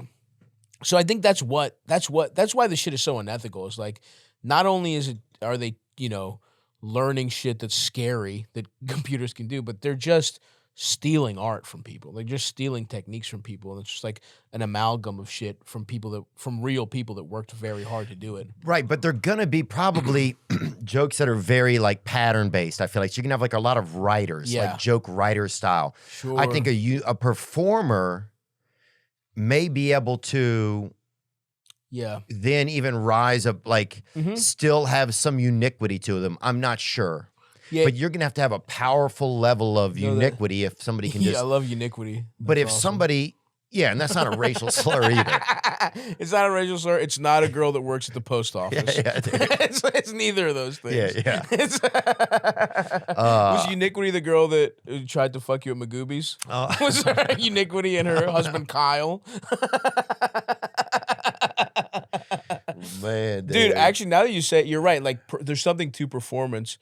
But it's even funny because it's like, well, if we're talking about a robot that learns jokes, it's like, is Mark Norman the first comedy AI? Yeah. Like, is Mark the first? Like, that literally, like, I feel like that's what that motherfucker is. He's so good at, he just feed a joke in, and it's like, bam, bam, everything is just like. He's incredible. Yeah, yeah. Being around, he's a guy that I miss not being able to be around a lot of times. Oh, he's There's awesome. Something, just so awesome about him. Yeah, great hang. But yeah, I'm wondering, like they just had this, how influential this stuff is getting. Will you bring that up? They had a guy who took his own life. He was having a relationship with a Chat GPT bot, I think. No. And he was texting, and the woman at some point was like, look, I'm not real. You're not doing life right or something. You got to check out. Man ends his life after an AI chatbot encouraged him to sacrifice himself to stop climate change. Wow, Euronews.next, huh? What a source. .next? The fuck is that? Now, here's the crazy part. Let's zoom in a little, please. Yeah. A Belgian man reportedly ended his life following a 6-week-long conversation about the climate crisis with an artificial intelligence chatbot. That's awesome. So what do they mean by? According to his widow, he had a wife. According to his widow, Pierre, not the man's real name, became extremely eco-anxious when he found refuge in Eliza, an AI chatbot, on an app called Chai. Now, here's what's interesting. Here's what I think Here's what I think's happening. Hit me with it. I believe that most of everything you see in the world today is advertising, right? It's a lot of advertising, and then they bait you for stuff that's going to come out later. I bet this is a fake article. Yeah. Okay. Well, it's Euronews.next. Which sounds real. .next sounds real to me. It does. But if it were like .last or whatever, oh, you're out. Okay. But yeah, you got Euronews.next, dude, and it sounds like I feel like are dialed in. But here's what's going to happen. Yeah. They're going to say they're going to write they're going to see how much publicity an article gets. Mm-hmm. Then someone in Hollywood, right? Because the media in Hollywood, they're all in simpatico, of course, is going to write a script about it, and then they're going to make it like it's a based on real life story, and then it becomes they test articles on the public to see what gains enough traction. Okay, and then after that they'll write a script, and then a year from now it comes out a movie. Don't you remember? Okay, yeah. Don't you remember when we all start our day with Euronews.next? Don't you remember that day you woke up, had your coffee, logged on to Euronews.next, and saw the story about Pierre and the chai and Eliza the chai bot? Yeah. Why, yes, I do. But isn't that the movie Her without the like? Isn't that without the like? They're trying to it sounds like they're just trying to put a spin on her. So I'm sure there'll be a copyright issue on it. Yeah. You know, so now we have a copyright issue on fake. Wow. On something that's completely fake. We don't even know that an AI didn't make that story up. I wouldn't be shocked. To keep us off the trail. That'd be the first story an AI would make up. Yeah, how cool they are. They got some fucking French loser to kill himself. Yeah, bye-bye. I cannot do it no more. The polar bears, they are drowning. I am going to run the oven and put my head inside of it. I cannot do it anymore. Yeah. I mean, what does his wife have to... If this is real, imagine being this guy's wife and being like, damn, dude, you didn't even, like, cheat on me? Yeah. You didn't even The Mona Lisa is moaning even louder because it's so fucking hot. It is hot. Please give me pussy, Mr. Robot. I will kill myself if I get a little robot pussy. I have sacre blue balls. Dude, how soon until we're begging robots for cooter? Soon. Oh. And you know they got, I mean, dude, they're not gonna have good cooter. I think they might, bro. Have you seen those like Chinese dick sucking machines? Dude, if I saw, I looked up the girl that had 2 IUDs in it, and it was a nightmare. That's too many IUDs, bro. I know, but can you imagine? It's got to feel hella IUD-ish if you're I don't think so. A bot. I don't think so. You don't think? I think they will figure out a way to warm it up Real lube, like truly. If you pull up, I don't know if you want to pull up your Chinese next dial to set to like your yeah, dude, your nest before you get home. Yeah. Let's get this robot pussy a little warmer. Yeah, you'll be able to like adjust tightness, temperature, dude. I'm telling you, they're gonna figure it out. it's gonna feel so sad though. Yeah, for sure. Because here's the saddest part: you have to take it back and set it somewhere. You have to close its eyes with your fingers. No. This is like we're talking about. Look at this. Here's a picture of a man with it right here. No, I'm not interested in that. But remember that you ever see the movie Ex Machina? It's good. It is. But basically, the robots are like people, And like when they get to that level of robot where you can like walk around a little bit, and it's a semi-sentient being that's trained to like give top. No, that would be awesome. Bro, you just said it right. Walk around a little bit. So basically, it's gonna be like you're chasing somebody that's like injured, right? Yeah, it's like one of those dogs those dog robots. Yeah, somebody like it takes one. But I don't know. Hold on. How about this? seconds. The Boston Dynamics robots. They're doing flips and shit. What if they use that technology to suck dick? You're not gonna be able to afford that. I don't know, dude. You're not gonna be able to afford a Boston Dynamics hooker, dude. Dude, but not yet. But when not on the cutting edge. But when it gets to like mass production, it's gonna be a bootleg Dyson by then. You can already pretty much fucking Dyson. Yeah, but it'll have 2 speeds, man. Yeah. Regular and wood floor. That'll be it. Yeah, carpet. Yeah, if you look have at this thick pubes. thing. Dude, if they teach that thing to jack you off, you're now we're in calling business. the police, first of all. Second of all, yeah, the only thing this thing is look gonna at that thing, it's jumping and shit, dude. This is how they'll advertise this thing once it comes out too. They'll put one into a goddamn, that sucks. I hate that this exists. the biggest or that say America's Got Talent. Oh yeah. And it'll win. It will win. And people will be like, now what? Because it sucks Howard Stern's dick. It'll win. It'll do gymnastics and then it'll also suck you off. Howie Mandel's gonna be going crazy. Yeah, look at these guys. Dude, oh wow. Is that real or Huh? No. No way. That's fucking real, dude. That's not fucking CGI. I hate that. That fucking sucks. And also, look at their white too. Black people are gonna be pissed about that. They're like, oh, the first ones was white, huh? I think yeah, I mean they do. Yeah, you got to put some color on these bad boys, dude. You do. Just go like a mauve or something. At least make it Mauve like it could be nice. anybody. Something regal. Or taupe. Taupe would be good too. I hate these. These fucking suck, actually. Unless they have to make them sex robots, because otherwise we're gonna be talking about like how these are, these will be cops, like they'll be patrolling, they'll be like, to think about our civil liberties being lost. But if they release them as sex robots first, get everybody like horny on them, we'll all of a sudden not care as much that like these will be doing like, surveillance with no warrant on like, communities. On like, like that's what these are going to be used for. 100%. You think? These are going to be police things for sure, dude. But dude, security for sure. Bro, if you telling me though, those little dog ones, fuck that, dude. But one of these rolls through the hood, bro. You telling me it rolls through the trenches, bro? They ain't gonna have fucking a couple brothers out there popping They off. should. You see what they do to the ice cream truck already? I haven't seen what they do to the ice cream truck. Oh, they're gonna blast this fool. The ice cream truck was actually pretty well respected in Baltimore. Really? It was kind of Isn't that crazy, dude? It's kind of. Here's one cool thing, bro, about four neighborhoods, bro. Shit could be whatever, dog. People be shooting, people be fucking lassoing each other. Time out. I need a fucking Mario with fucked up gumball eyes. That bitch rolls up, dog. Everybody like, time out, bro. Pause the gang war. Enough of this bullshit, man. We need each other. Everybody has just like one of those like little clown faces with the bubblegum nose. Yes, dude, absolutely. The hard bubble gum. Yeah, and as soon as the toughest dude is done eating his, it's fucking back on. Once he gets done with that Flintstone push pop, it's ready to go.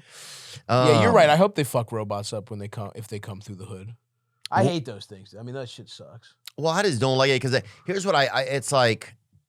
Like, it's got a fucking gun, dude? Come on. Yeah. They're going to use that to execute people. And look, they're trying to make it dizzy and see if it can still shoot a target. It's not dizzy. It's a fucking robot. I hate this shit, dude. This shit sucks. Whoever invented this should be fucking executed, honestly.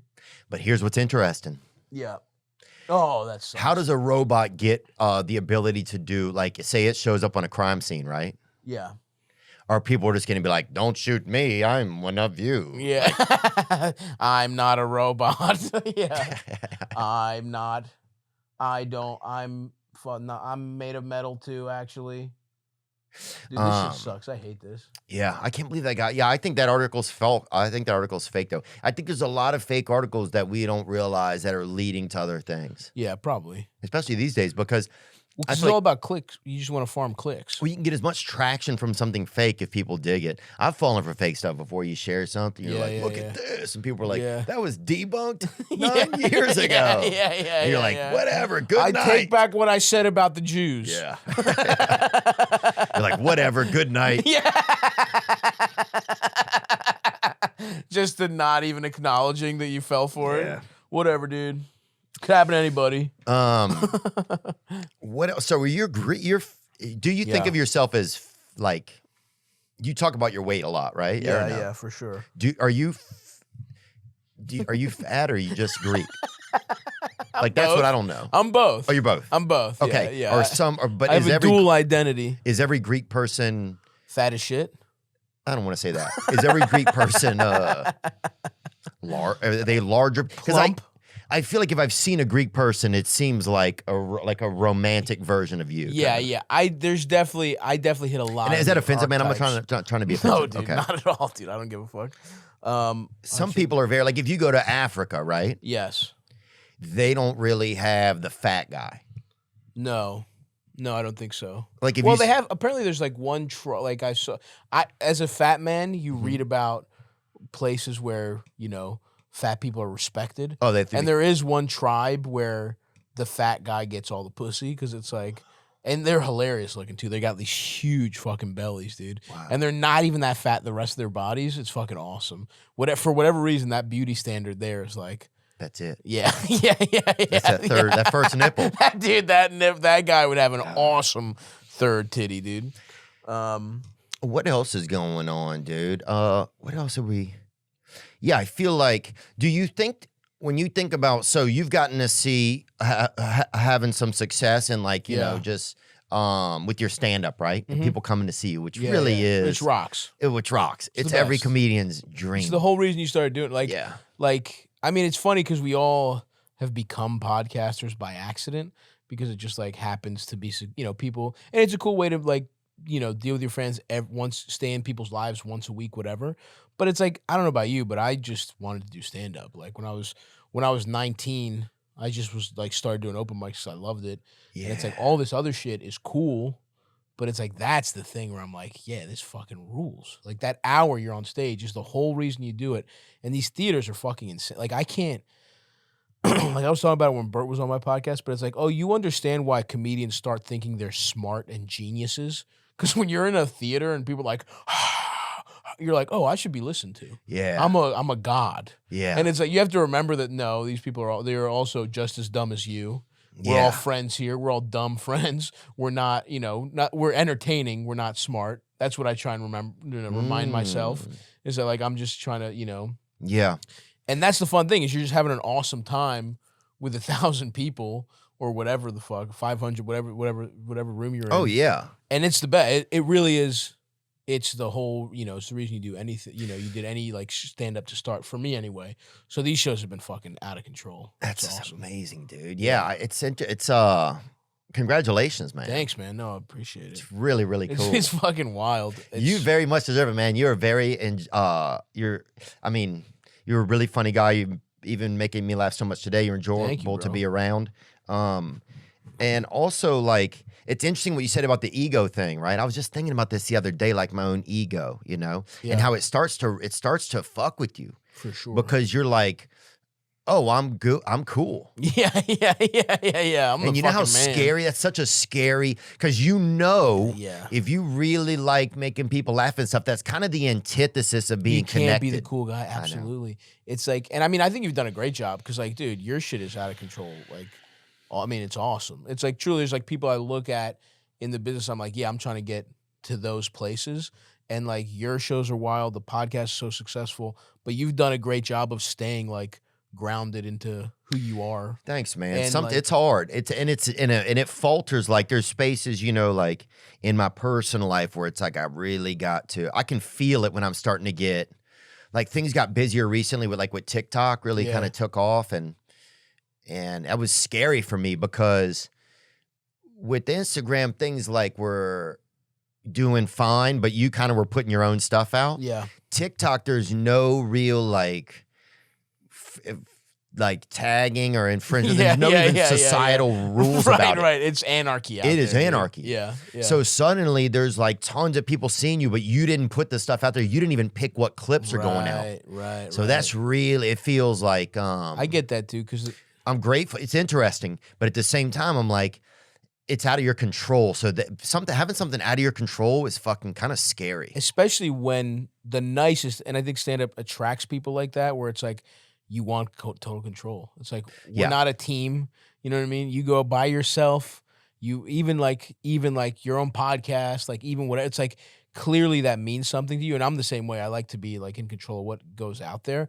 But yeah, it can be fucking crazy because your shit definitely spread in a way that's like awesome because it's like next level. It's like what you're talking about is like kind of getting into the culture in an organic way. Yeah. And that's cool, but that's like a crazy, scary level of like being like well known, which I get why that sucks. Because like I think about it now where I'm like, I don't want to be like even being this like whatever famous. And I don't know that I'm famous. I just think that like no one looks like me. So if you're even vaguely familiar with me, you'll be like, hey, it's not some other guy with that hair that's that fat, dressed like that. You know what I mean? It's like Dom DeLuise. People are like, but that's a crazy thing. A lot of older people think like celebrities never age. And they're like, are you Dom DeLuise? Pull up Dom DeLuise. Let's at least get him Dom up. DeLuise. Oh, yeah, of course. He's the man, dude. Yeah, dude, you're Of course, he's my guy. And all the Mel Brooks movies. My mom would totally ask you, like, is that Dom DeLuise? Is that Dom DeLuise? Yeah, hell yeah, dude. He looks awesome. Is that who I'm thinking of? Yeah, that's it. He's not as fat in that picture. Yeah, there he is. Just in the white hat. I shouldn't have picked him, man.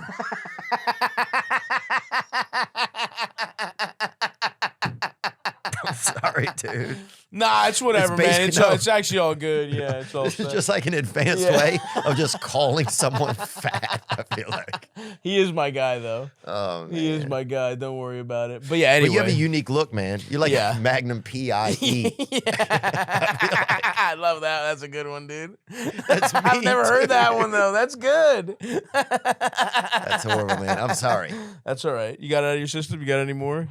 You got any more you want to do before we move on? They have the N-word in them. So I'm keeping those. I'm holding those, man. Hold on to those, dude. Yeah. Not everything's for them, dude. Some's for you, too. Man, you guys are racist, man. Yeah, dude, it's crazy. Yeah, I could see that being fucking... Some black guy the other day, I was somewhere, and he yells, right? It was at a mall. I was in Los Angeles, and the Westfield Mall, and he keeps yelling, man, you're my... And he kept yelling. He's coming across the mall. Dude, he said it so many times, dude. I was like, bro, Yeah, in this interaction, we're averaging so many N-words between us, even though he's the one doing all of them. By the time he got there, I was like, oh my, I felt like he'd said it so much that I had said it. Yeah, exactly, dude. You were involved in like a 20 N-word exchange, you know, like between the two of you. Yeah, he had like an NR16 or something. He was just firing ends. And he kept getting close to me. I'm like, oh my God. If this N-word yeller lands on me, it's like, absolutely. And people walked up, and white people scowl at you. Yeah, white people were looking at me like I had said it. Yeah. Go, you piece of shit. Come on, he's my friend. Yeah. I'm better than you. Yeah. That's what you should have said. When's the last time somebody called you the N-word? That's what you should have yelled at the white people. Yeah, then get your shit together. Yeah. Get your fucking You're not a game true up. ally unless you've been called the N-word recently. And I actually kind of believe that too. Oh, man. You want to have friends. You need friends that will call you that. It's true. And that's what I remember. I think when I was growing up about the closest thing about it, there was enough of that where I got called it enough where it was like, okay, I'm around. I'm at least in the culture. I can say it now. I'm in the culture. Yeah. Yeah, I mean, you can't. Yeah, it's like you can't say it. Yeah. But you can think it. Bro, you can't say it. You can think it with sound, but you can't say it. Yeah. Fuck. Would you do television though when you think about that?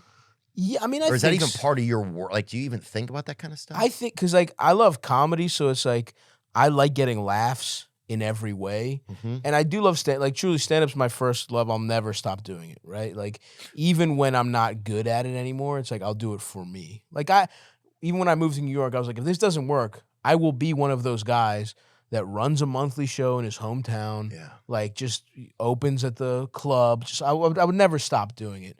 But you also, I don't know if you feel this way, like you can't really talk about certain complex things in stand-up because at least if you're good at it, you got to get a laugh every fucking 15 seconds, right? Like 20 seconds, 30 seconds. Or you feel like you have to. At least I feel like I have to. What I like about stand-up, because I don't like when it gets too like preachy or pontificatey or any of that shit. So like that's why I'm interested in like movies and TV, because it's like you get to be funny in different ways. Like, we all have like shows we love and like movies we love that were so important to us. And it's like, the way I wanted to do stand-up because I like stand-up, it's like I want to be funny because I fucking love Eastbound and Down. You know what I mean? I want to do my version of fucking Kenny Powers. That would be fucking awesome. You know what I mean? Like being like, just being able to like tell a story and like do different shit. And shit that your stand-up has even like touched on, but you can be a little deeper with it if you write, Right, you can put something into it. Oh, you write a movie, you write put a show. something behind it. Yeah. They just had a who was that? They had that you had me thinking of Eastbound and Down syndrome. They just busted a guy. Eastbound and Down syndrome would be an awesome show too. It would Kenny Powers just developmentally disabled. They just busted a guy. You see this? Alleged gang member with Down syndrome indicted on separate Chicago murders. Wow. That's gotta let's zoom in on your boy. Oh, damn. See, this is the kind of thing. And Smush. They called him Smush. Oh, man. That's kind of rude. Let's zoom in a little. Seems like can you close out of the video, do you mind? Just so we can get a little clarity here. He doesn't seem that. Nicholas Smush Samudio was indicted on felony murder charges in the February 16th fatal road rage shooting of Humberto Marin Garcia. They let him drive? And the February 26th slaying of Tomas Villa. Damn. So he's keeping it in the community. He reportedly killed a man in front of his pregnant wife. Oh. Damn, dude. Well, he might have thought she just had a really big meal. Yeah. He doesn't know. I don't know if he knows about pregnancy. Look at that top tit on her. Huh? Is he fully downsed out though, or is he just kind of a little something's wrong with him? Yeah, let's see. Do they say how much he has? Do they have a percentage? They covered a .380 caliber handgun with police believe Samudio may have thrown out the window during the pursuit. Is that real? Go up, all the way up at the very beginning. Just see how they describe him. Yeah. An alleged gang member with Down syndrome. Wow. A member of the Latin Kings. I mean, what is going on? Oh, wait. Samudio, who has been diagnosed with a genetic disorder, according to his public defender. So this might be his lawyer trying to get him out on trying to play the R card. You know what I'm saying? He might, like the Uno reverse card. He's like, well, let's touch and go. Yeah, right. Like you let him. Right. He's like, what's your guy doing? I mean, he would look. I don't know much about. I'm not an expert, but he's driving around. You know what I mean? I had a Uber driver that was Down syndrome one time, and he would talk to his mother, would tell him everything to do. She was on speaker? A call with him. Yeah. No. Swear. Really? She told him everything to do, and I was in there, and I was like, this is just. What was his rating like? God working, or, I'm just sitting here. Yeah. God's just using me today to be a passenger in this guy's car, and I'm going to bear with it. But that Down syndrome was close, man. They thought I had it when I was a kid, man. Really? Oh, yeah. For real? I remember the doctor telling my mother, she wrote it in my baby book. When you were like a baby. Did they have baby books when you were a kid? Yeah. And your mom would keep them? Yep. What was your mom like? Was she cool? She's the best, dude. Yeah, my mom's the best. Really? Are Greek moms good? What are they like? Yeah, truly. Like, my mom is like think about like a classic Eastern European like mother, like just like by the well. Yeah. If we had a well, she would have been out there making sure I had water, dude. Like Stregonona kind of? Yeah, exactly. Stregonona vibes. Yes, 100%, dude. My mom was just like, you come over to my house, you're not leaving without having a dessert. You know what I mean? Like, I don't want just that. like packed a nice lunch, like just so. I mean, there is a part of me that's like the reason my life is the way it is truly my most cherished childhood memories.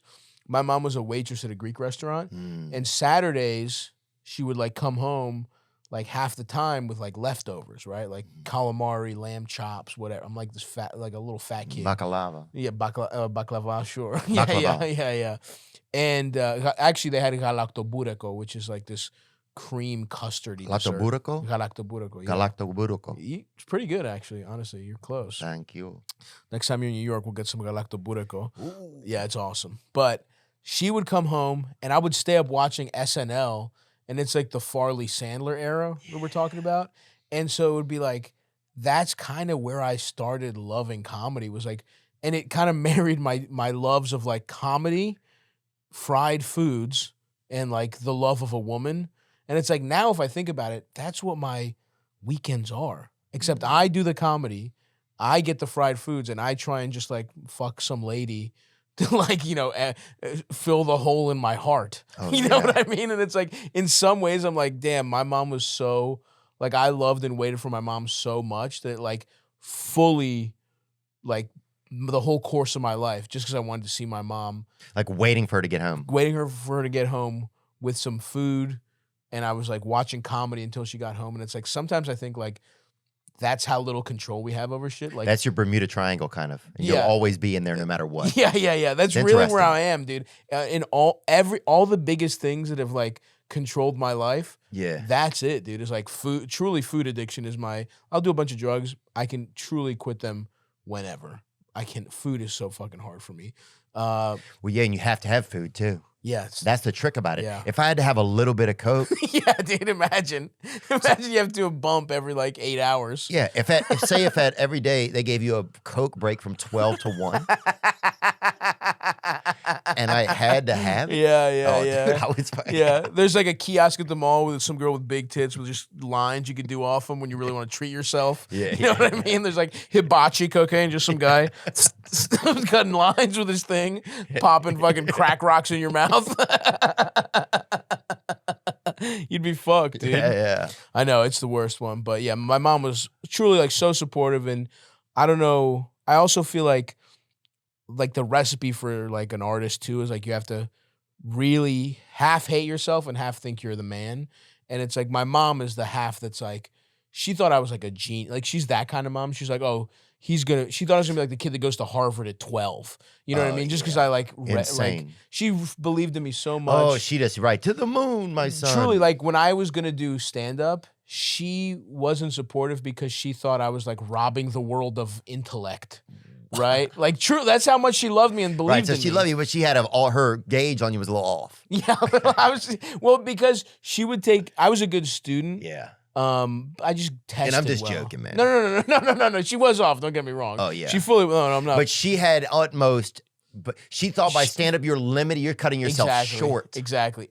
It took her a crumb of proof. She turned like a crumb of me being kind of smart into being like, oh, he's a generational mind that we have to like, that's gonna like solve world hunger. Yeah. But then my dad was the other side where it's like, my dad just like was not really around. He was around, but not, didn't really get the like, didn't believe in you. Was always kind of warning. Was more like a punitive figure where it's like, hey, you better fucking be smart. Or you'll end up like me with my shit life. Just telling you how much he hated his life. And it's like, oh, cool. Well, aren't I the part, like, most of your life? Didn't you make all your decisions to raise me and now me and my brothers, and now you're saying you hate your life and threaten to kill yourself every 6 months? So then you learn like, oh, I guess by some math, you hate us and we're the reason you want to kill yourself. To deduce that, of course, yeah, as a kid. As a kid, you absolutely deduce it. Oh, yeah, no, don't show him, actually. Is that actually him? That's actually him. Yeah, right. yeah. We'll keep him out. Yeah, keep him out. Yeah, your dad's like, I'm gonna jump off a building and then into some woman's cooter. Yeah, he did that. Some lady's like, I'll catch him. She caught him. Oh, him and that lady would have gotten along famously. So is it hard being a Greek man? Is there a lot of perils overall of being a Greek man? I mean, that definitely is the stereotype of like, I mean, everyone I grew up around, they all either were alcoholics or cheated on their wives. You know what I mean? There was no like good Greek role model, which was really funny because I met. Well, they took them all a long time ago. Yeah.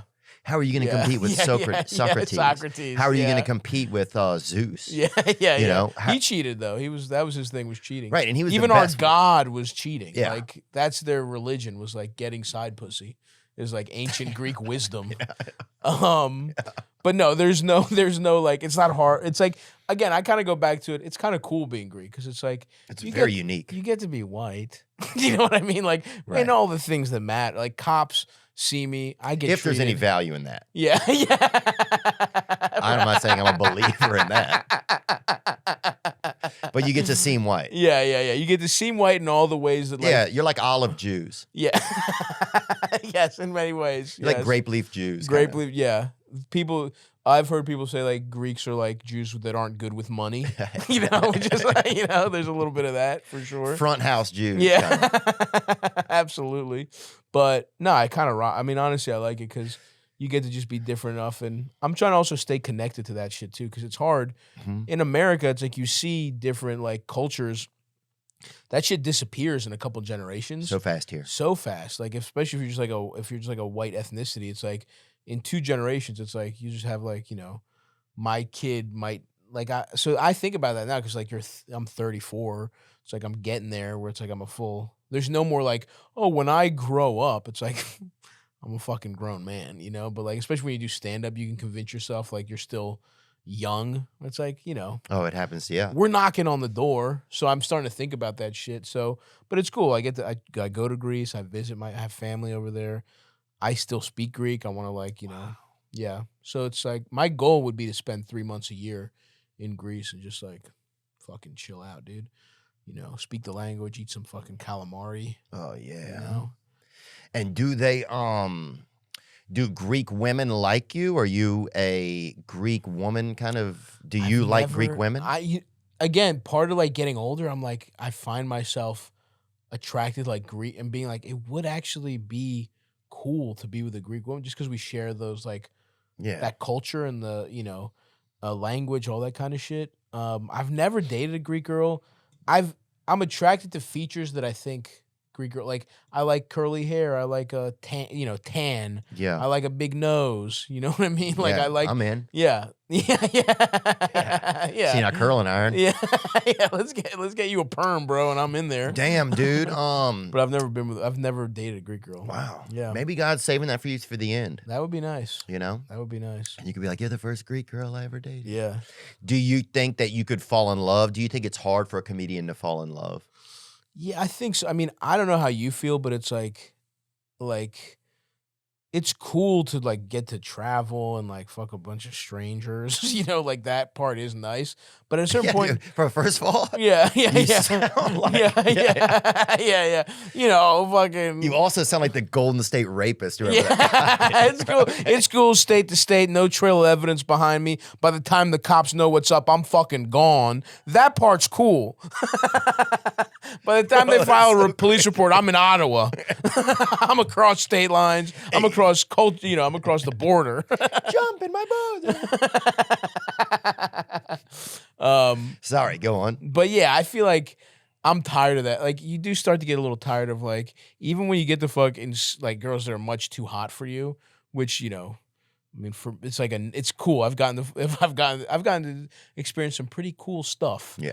but but after a certain point, you're like, oh, it would be nice to just have someone you care about and like put effort into that relationship instead of like just right, just throwing a ball against a wall all the time. Exactly. It'd be nice to throw it to somebody and they catch it. Exactly. Yeah. It is a lot of like playing catch with like no father. Right. Emotionally, I feel like with that robot. Yeah, exactly. It's a robot. So I think I'm gonna, but it is hard.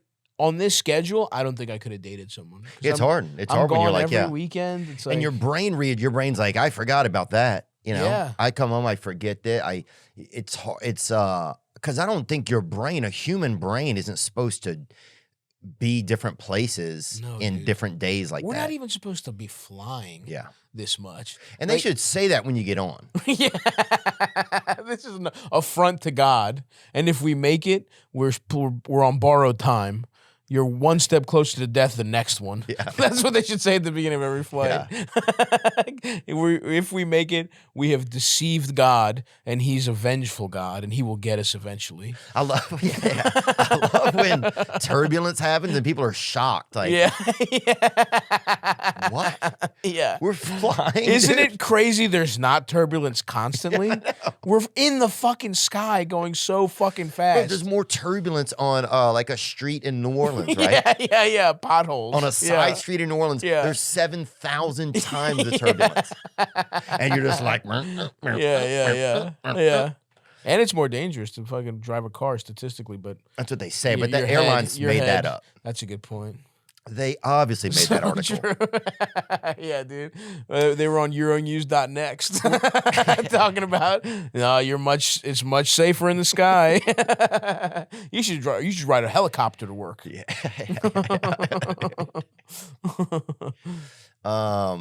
What was it whenever you was going to school? Do you remember like your first girlfriend growing up?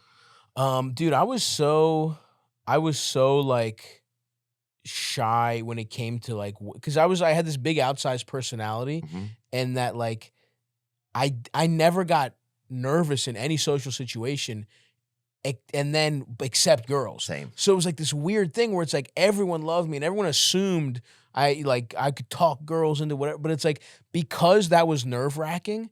It was the only time I ever experienced anxiety, like social anxiety. So it made it impossible. So like I didn't have like a girlfriend. Like I hooked up with a couple girls in high school, but I didn't get pussy. Like I didn't fuck till college. Yeah. And it wasn't until like I like put in the time and like felt comfortable with somebody and that I could like say my feelings. I was so scared of just like, I don't know, ridicule or I don't know what it was. So in high school, I had like one girlfriend who I touched her breast like twice and she might have fucked like 6 guys like in that time frame. You know what I mean? She was like, it was one of those where she would call like, me. hurry up and touch my tits so I can go fuck these guys. Yeah, get me warmed up. It was one of those things where she would call me and like we'd talk on the phone, and it was one of those relationships. And she lived at a different part of the town, and it was like, you know, before I even had I had my permit. And then it was like I got my license, I went to a couple parties that she was at. We made out a couple times, and then she called me. She was like, "Hey, I accidentally got fingered last night," and I'm like, "Oh, okay. Well, don't let it happen again," you know. And then she called me like 3 more. She got accidentally fingered like 3 more times, and then I was like, "You know what? I don't know that this is gonna work out." Like I broke up with her. She clearly wasn't even dating me. Effectively, we weren't dating. I would like call her, but she would fuck other guys, and she didn't even touch my dick. I touched her tits like 2 or 3 times. It sounds like you have a resentment. I have a real resentment towards her still to this day. Resentment is a big problem I have for sure. Is it really? Yeah. I don't I have a hard time letting things go. I'm a grudge keeper. Is that a Greek characteristic? I think it is. Wow. Yeah. I think and like definitely there's anger problems in like that runs in my family. Something I'm working on. Like I'm in therapy. For anger specifically? Anger is one of the big ones, yeah, for sure. Anger. I mean, my dad had an anger problem that we all just kind of inherited, and like anger and then guilt also are like my big ones. Yeah. Immigrant shit. Guilt is huge, dude, because it's like your parents are like, well, I came to this fucking country so you would have a better life. That like my dad would drop that. He's like, I hate it here. I want to be in Greece. You know. Meanwhile, his life would have been dog shit in Greece, but right. know. My dad was crazy. My dad grew up in Nicaragua till he was like 12 or something, and they had kids eating dirt, he said, in his village and stuff like that. They'd have kids with like distended bellies. Just worms in their bellies. Yeah, he said from just eating dirt and stuff, but then he'd be like, go get me some mayonnaise, you know? And that was it. He never told me like a lot of stuff, you know. I would just kind of watch him from afar, I guess, maybe. Yeah. Well, that makes sense too, because it's like, that's a different kind of immigrant where it's like if you're leaving a place with like, they're eating dirt, like you want to be in America. Whereas, like, you know, my dad, like, didn't want to be in America. He claimed he didn't want to anyway. Right. You know? But I think both of them sound like they weren't very, doesn't sound like your dad was very emotionally open. Didn't sound like there was a lot of sharing going on. Yeah, I don't think so. And I think you get older at a certain point, you kind of lose the space. It's almost like you almost have to share your emotions in a certain time period, it feels like, because I feel like sometimes maybe, I wonder if you lose an emotional connection, like sensibility once you get past a certain age. I never really heard about that, but that'd be interesting. I bet you relate to things differently. Yeah. You know? But I could also see it almost going the opposite way, where it's like the older you get, you kind of like shed a little bit of that, like, who am I even what am I pretending for anymore? You know? I definitely feel myself getting a little more open and just more like in touch with shit, because I'm just like, I don't give a fuck. Right. Like, what are these resentments? Yeah. They'll fall away. Yeah, a little bit. Yeah. Those I'm still holding on to. Yeah, I still have a couple enemies. Yeah. You know, a couple people who every day I think about like how much better my life is going than theirs, and I'm like, awesome. Like, I'm just like, that's awesome, dude. Fuck that guy. He fucked me, and like, my shit is going I'm lapping him 10,000. Like, I still indulge in just a little bit of that, you know, just like, just something to get you through. Little treat. Something to pick your teeth with. Yeah. But for the most part, I also think you realize what the problems are in your life, and you don't let those people in your life anymore. You're more aware of those people. You're aware of the patterns of the people you don't want to be around. And like now, everyone I'm around, it's like I work with my best friends. Like I hired my best friends to like be my best friend to be my producer. Oh yeah, I met your friend. What's his name? Oh, Ben. Yeah. Ben, Ben's the man, dude. Shout out to Benny Buttcheeks, Ben O'Brien. Ben O'Brien, bring him up. Let's get a gander at him. Yeah. He has that train conductor vibe, huh? He does. He loves overalls. He loves overalls. I love that, dude. No, Ben rocks. And Ben works with me, and then there he is. And then I go, He was a part of like an awesome comedy collective, Wham City. He was like he went to art school, did like his own. He kind of has that Boo Radley smarter brother vibe. Yeah, he's definitely, yes, absolutely. Yeah. He's more in touch with his shit, more emotional, on his own little journey, just figuring his shit out. Because we all went to Paris, man. That was fun. That was a sick. That was an awesome time. Bro, remember they put us in that plane, The dude? jet was insane. God, that thing was nice, dude. That was all. I mean, we had a great crew. It was so nice. Bro, sometimes I remember I'll be in hotel rooms and it's like $400, $500 a night. Dude, I ain't even sleeping in that bitch. Yeah. I'm staying awake. I'm getting my money's worth. Yeah, dude. Sitting on the couch. You got a suite, so you just sitting on the couch even though you're tired. You're like, no, I'm sitting on this couch. Yeah. I was in a fucking Holiday Inn Express 4 years ago. I'm hanging out in the suite. I'm putting shit in the mini fridge, even if I don't drink it. Yeah. I'm just getting this shit cold. Yeah. I'm putting my ID in there. So I pick it up in the morning, it's fucking freezing. I didn't used to have a mini fridge and fucking hotel money. Yeah, man, there's something about it. It's like, I'm not sleeping. It's going to cost me $70. You're out of your fucking mind, huh? Dude. I'm going to walk around this half living room. I love the half living room. I've become such a fucking half living room like fucking diva, dude. I love I gotta get the half living room. For what? I don't know, but I gotta have it. You got it. It's like, dude, hotel room, it's like they give you half of every room in one room. I know. Dude. It's like the power rooms. It's like they all got together. We're like, this is a room. Yeah. You know? It's like, the it's all the different ones. The last, what the fuck was that called? The last of the Mohicans, maybe? No, Zordon was their fucking leader. Oh, are you talking but I mean, about... like, what was it called when they got together? Are you talking about the Brooklyn Nets? Yeah, Kyrie Harden and Kevin Durant. I'm thinking about the Brooklyn Nets. I'm not Who sure. have now since disbanded. Yeah, dude, they fell apart fast, huh? I know that was. It's like Diddy's making the band. That fucking thing. Remember how bad that band was? They made. The band was horrible, but it was a good show. Yeah, the show was good. When he made him get cheesesteaks, he made him walk to Philly or whatever the fuck he made him do. That was funny. Bro, he didn't teach him any music. I know, dude. He basically got 5 brothers and sisters and made them walk 6 miles it was so to get him a dessert. But at least it was almost like a story out of the Bible. It really was. It felt more like a parable. I'm like, is this Egyptian? Like, what is this? In the future, that's what people will look back. Remember 700 years ago? Yeah. You know, when Bunny had to fucking When you must go to Junior's for cheesecake. And what did we learn? And you must not be tempted by the evils of Dylon. You must be true to Diddy, no matter what the temptress Dylon says to you. At least we got the Chappelle Show skit, too. We got a couple nice cultural artifacts from that. But yes, no good music. Yeah. The music was dog shit. Chopper, he was pretty good. Yeah, right? Chopper was good, man. I He was liked out of him. New Orleans. I think he fell for the ladies too much, though. Of course. What else? What we got in the news, man? Let's get a couple little news topics. Let's get a little fucking... And you got your special, and it's out tomorrow. Tomorrow, yeah. Okay. 4 nights in New York. It's on my YouTube channel. And the Fat Rascal Tour, I'm coming all over the place. I'm going to I'm doing a bunch of fall dates. They're selling well. It's big theaters, so it's like I'm a little nervous.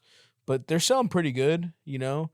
But it's one of those things where when you do small shows and sell them out, you feel good. But when you have these like big rooms and you're like, fuck, I hope this just keeps selling at this nice it's pace. so scary. That almost became too scary for me.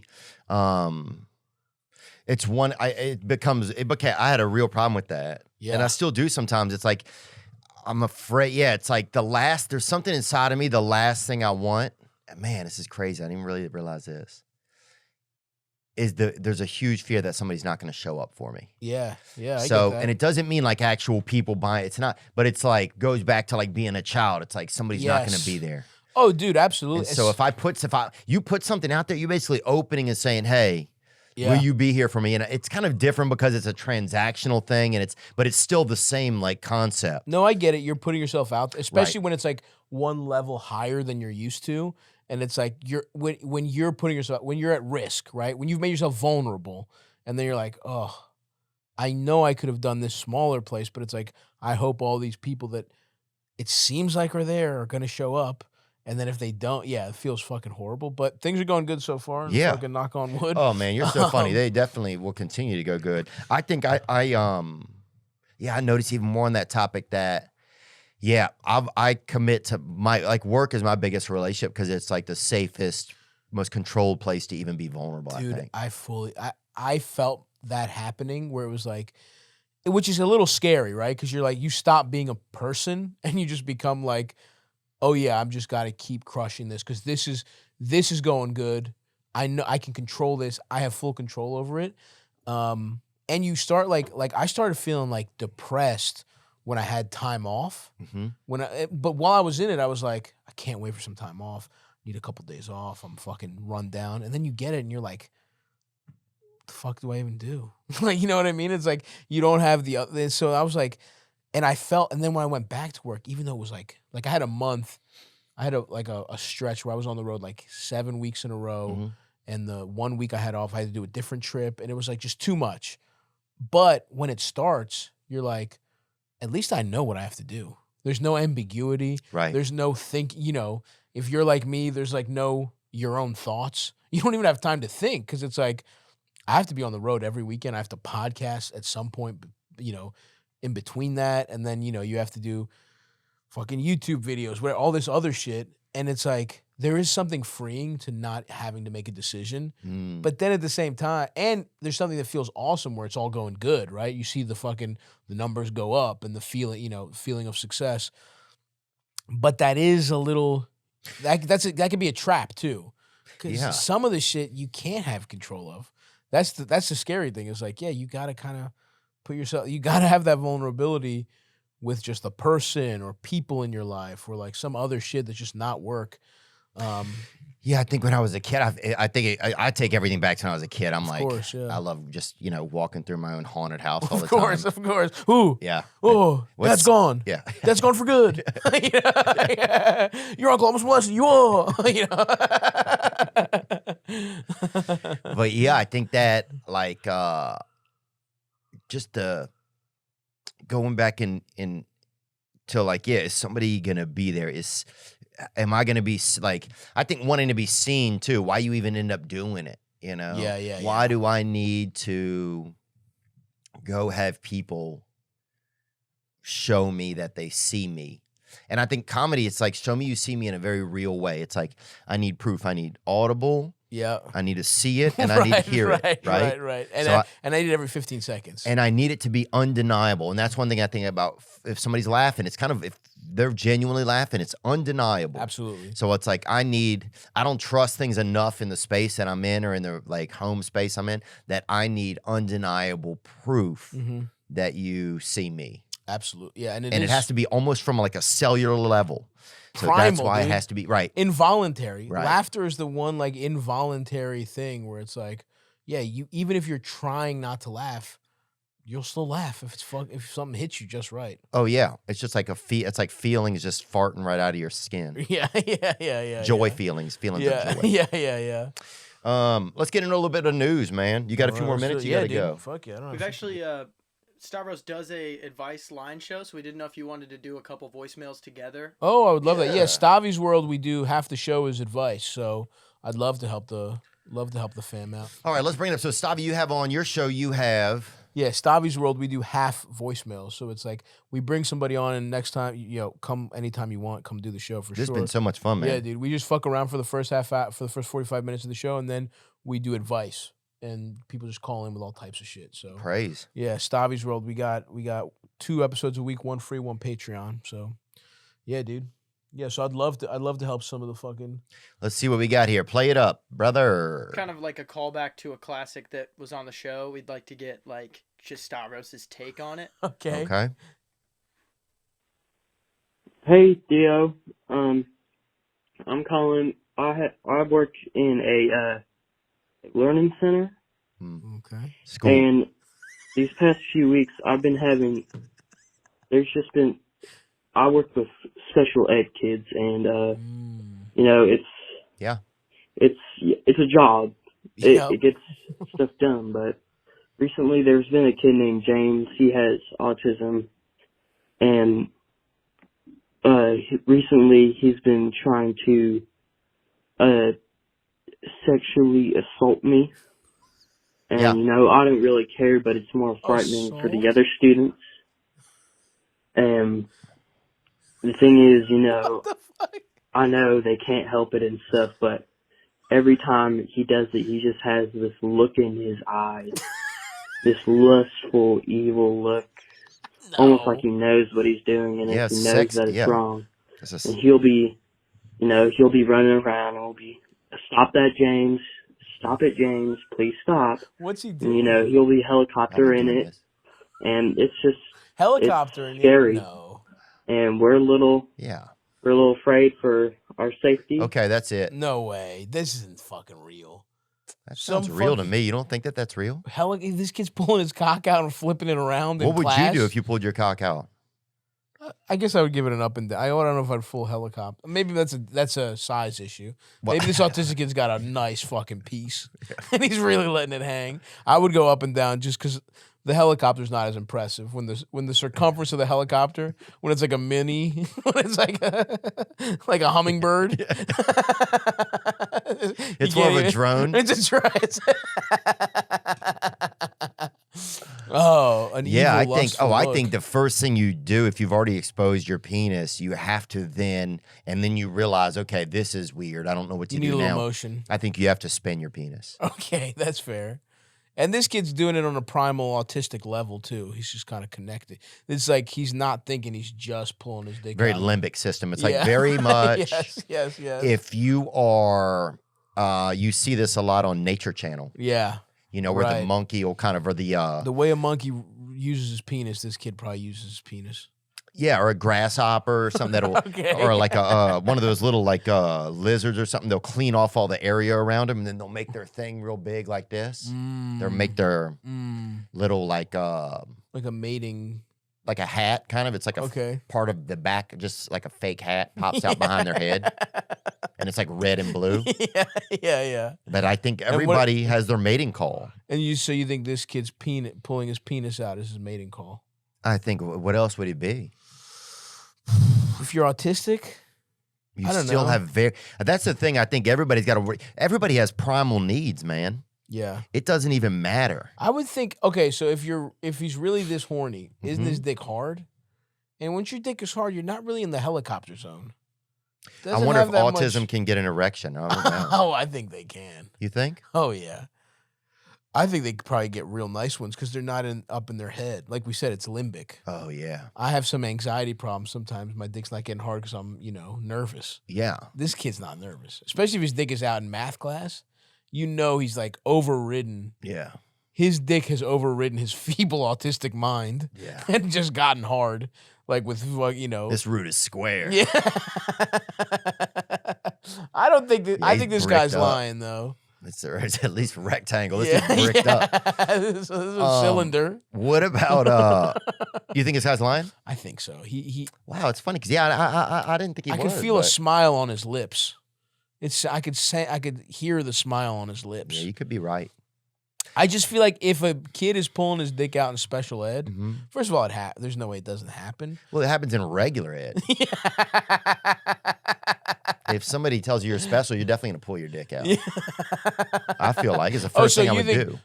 So maybe though, but you're not though. So maybe they've misdiagnosed him. Maybe this is a form of rebellion. Although he claims he's got an evil, lustful look in his eyes, and he says he's sexually assaulting him, which means he thinks the kid is trying to rape him, or I think he said the kid has a look in his eyes, and the kid is trying to be sexually deviant. Right. But I believe that the kid is just trying to advance sexually. Now how about this? Isn't this a perfect place for sex robots? Because you don't want to jack the kid off. That's molestation, right? Yeah. But if there is in fact, sex robots in like high school special ed, that might be the place they're most needed. Just get them, you know what I mean? Clear their brains. They're up against enough challenges learning how to read already. You don't want them hard too. They should have you should have to milk every special ed kid before you start a lesson. I've actually flipped completely on this. I think this is the natural way to deal with this. We need those Chinese dick sucking machines that Jordan Peterson retweeted. I don't know if you saw that. Yeah. I think you got to, if you bring in robots just for sex, I wonder, I don't know. I think you'd almost have to have a parent of a child like this. They would have to sign a permission slip for sure. That's what I'm saying. You can't just, I think, send a robot in there or be like, hey, who's got 50 cents? It's in the hall. Yeah. I think a gumball machine. You put the you turn it. Because they used to let us all out to get a candy every now and then. You're actually, you know what? That's true. The school nurse has to. I think you have to have someone there because it can't be. Because if it was like, but then are you teaching an autistic kid? Sorry, I stepped on you. Go on. No, please. Are you? I don't know. But is it Pavlov's dog? Now are they going to get horny every time they learn a new fact? You've taught them to evacuate their nuts before learning. That's a good point. And then you might have to do it the opposite. You listen all day. We let the robot suck your dick. And can't the robot just masturbate like that? What? Yeah. I guess you're right. It can jack him off. I feel like if I have autism and you put I just feel like the sensory overload. Yes. Of a robot, Yeah, it would be more of a jacking off thing, and it wouldn't look like a woman. We want this to feel medical. Okay. We want it to just be a hole you put your special penis inside of, and it just drains you and gets you in the mind frame for learning. Docile. Yeah, ready to learn? Ready to learn, dude. Honestly. Crazy, brother. Yeah.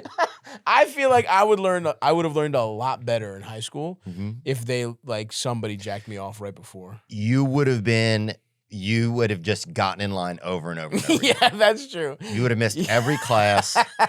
Well, that's why it has to be controlled. You'd have had a book bag full of dried out semen. I would hope You would still be in school there. Yeah. Okay. I'm in community college. I'm taking continuing education. You'd weigh 19 pounds. You'd have nothing left in your body. Yeah. That's true. You're right. Let's see what other news we got. It's not a perfect solution.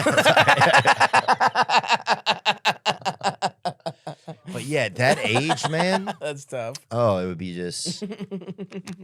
a lot, huh? I just remember specific lessons I probably missed because I was thinking about sex so much. Yeah, I had a hot teacher. You know what I mean? Think about getting. Oh yeah. Your teacher. We had a lady when she would come over, I would say, I don't know what this is, right? And she would come over, and I would be so just caught up with like the smell of her and like and even just her possible tits. Like, and she had like 9 layers of clothing. She had like clothing from like the 1600s. She had all of that with the collar. Frilly collar. Oh, definitely. She had bra, over bra. Under, bra. You know, yeah. She had her tit. She had an underbite on her tits. She had every thing you could have, right? As much as you could, you know. Yeah. And you could still feel her tits, her tit meat somehow just being closer to it, radiating through all that clothing. Oh, dude, believe me, I had it. One of my teachers in 6th grade. You just wanted to get in there. Humongous fake titties. Oh, fake ones? Yeah. Oh, they didn't allow them at our school. I remember that. It was natural. You only had natural breasts. You have big natties to teach. They did a fucking, they put her through an MRI. Make sure there's no silicone in those titties. The principal's like, okay, checks out.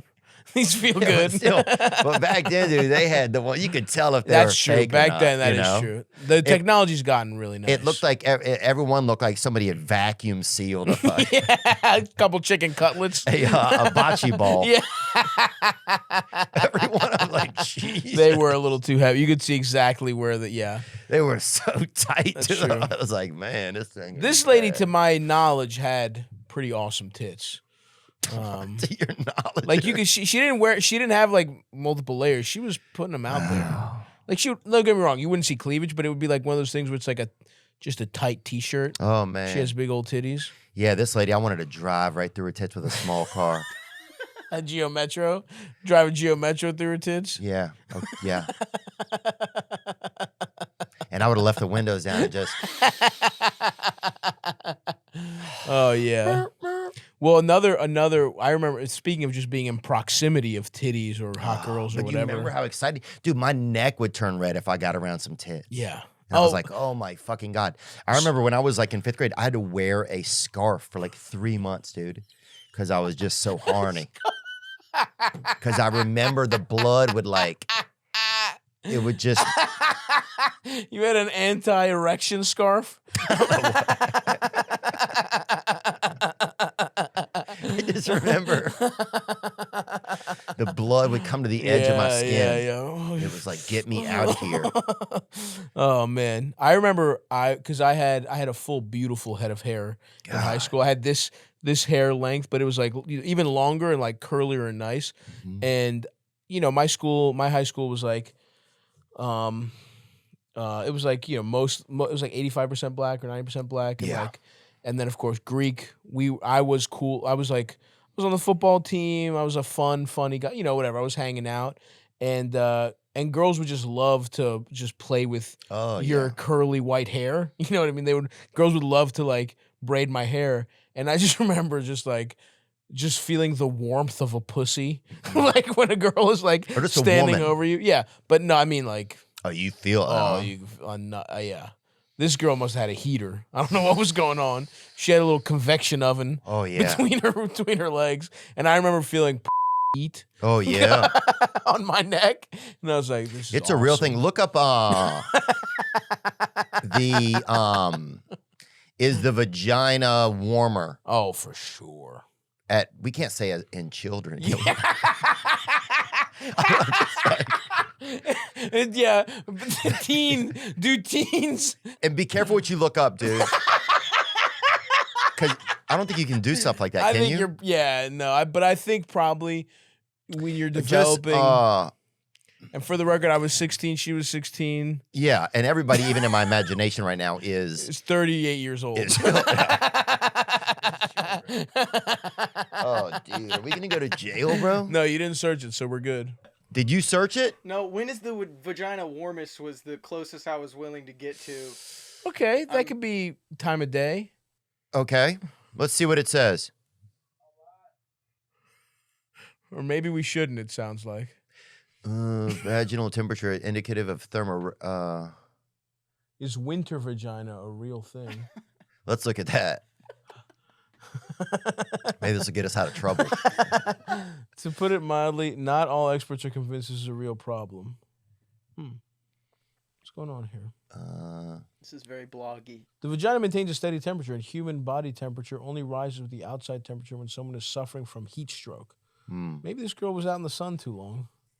Because I do remember just an emanating pussy heat. Oh, I remember being around a woman's vagina, dude, and just the first time you even I remember the first time you even a girl allowed you to put your deviant, criminal, perverted fucking claws on her. Yeah. And how every part of her body was like and you would touch anything. Yeah, it would be like, whoa, what's going on here?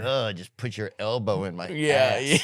Yeah. Like, oh, yeah. I remember being you were shocked. so excited, brother, just to be alive and just touch a woman. But I do remember around there, like, uvula or whatever, that it would be warmer. Yeah, or it would seem warmer. It could have been in your brain. Could have been in your brain. Could have just been how bad you wanted access to some pussy. Because it felt like the briefcase in Pulp Fiction were just like that's what pussy was in your head, was just or like sometimes it's like warm. So there's been plenty of those. Close the briefcase, we're leaving. Fast. Yeah. But put chains around and throw it in the ocean. I just remember. Yeah, man, you would be so, just geeked up. When you just, it was like, even if a woman wasn't going to let you touch her body, even just the fact that she let you put her hands. I remember the first time just being around a damn titty, I remember putting my ear up to it. This girl it was like the first girl I ever even dated, and I just remember putting my ear up to it and hearing the ocean. No, I think I even remember, this is kind of crazy, but I think I even remember doing like the Pledge of Allegiance. That would make me patriotic. The first time I see tits, that's a beautiful moment. That's autism. Yeah, that's breast autism. It's like, I think it's as close as you can get, probably. Knowing that you have these feelings and they are just, they take you over. Yeah. That's the thing. Yeah, for sure. I remember just the first time. When you guys made love, where was it?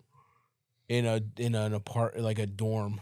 Wow. The first time I got pussy was in a dorm. That's beautiful. But it was nice. It was cool because it was like my college girlfriend wanted to kind of like wait. And she was like, all right, well, I had gotten jacked off. I think she blew me. And it was like, she's like, all right, well, now you can go down on me. And I was like, great.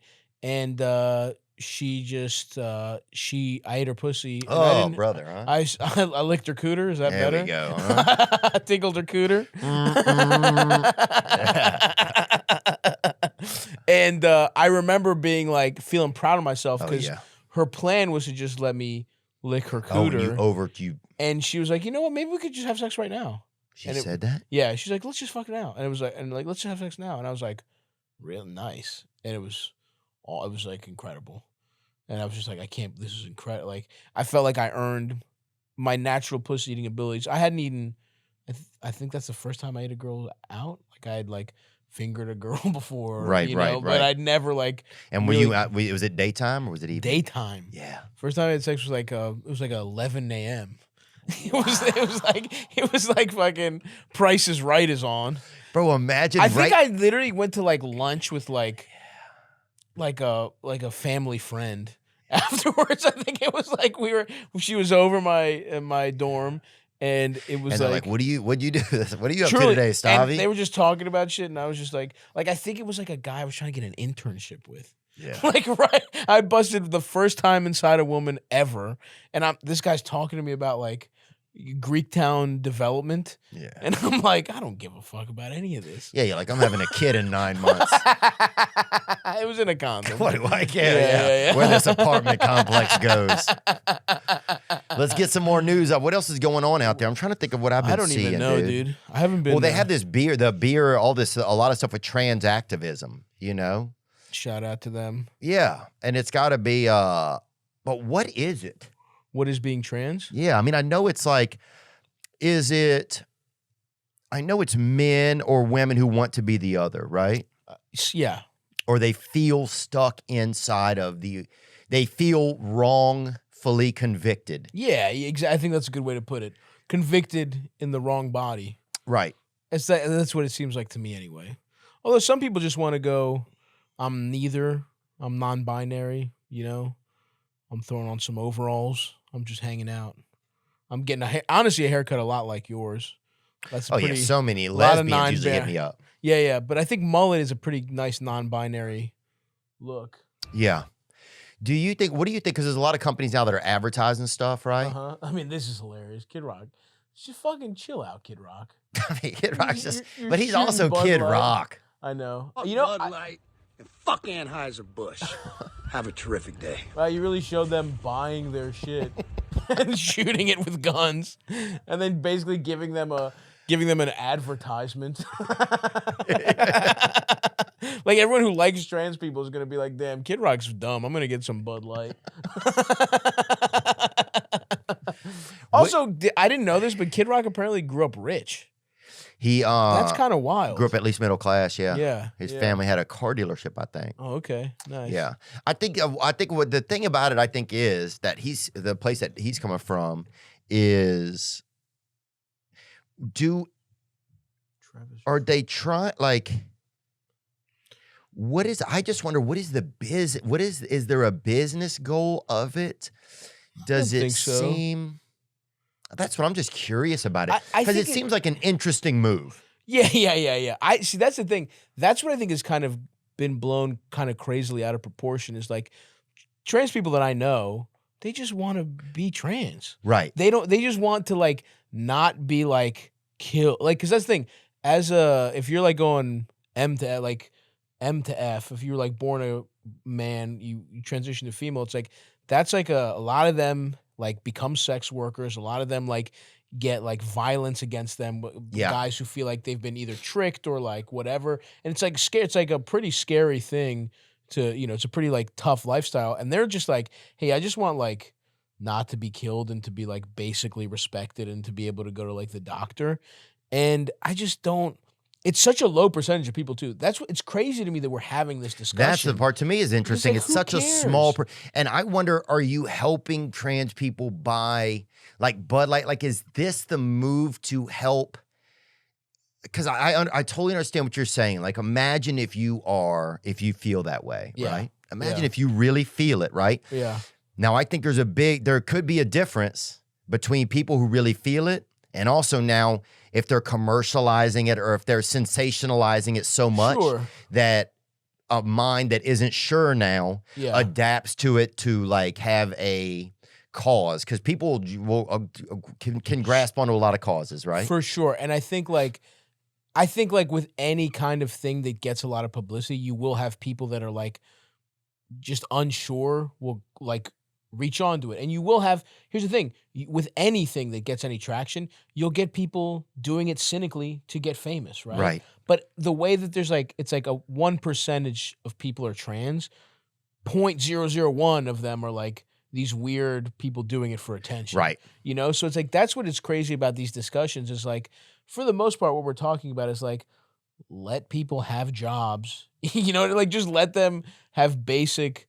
The way I look at it, right, was like just let them go about their lives without facing discrimination and like, who gives a fuck? Yeah. What do you care if somebody like was born a guy, wants to chop their dick off and be a girl? Yeah. Why does that bother you? And I do find it a little ironic where it's like, especially people that are talking about like, like not to get super political with it, but it's like the states that are very anti the trans shit. It's like you have people talking about how they want limited government. But then they're like, oh, I have to check your daughters to see if your daughter has a vagina before. Like Florida was talking about a bill where they're tracking girls' periods to prove their biological female. And it's like a Whoop bracelet or something? Yeah. A Whoop strap. Florida, yeah. Oh. Ron DeSantis wanted one around like teen around girls' waist, pussies. Yeah.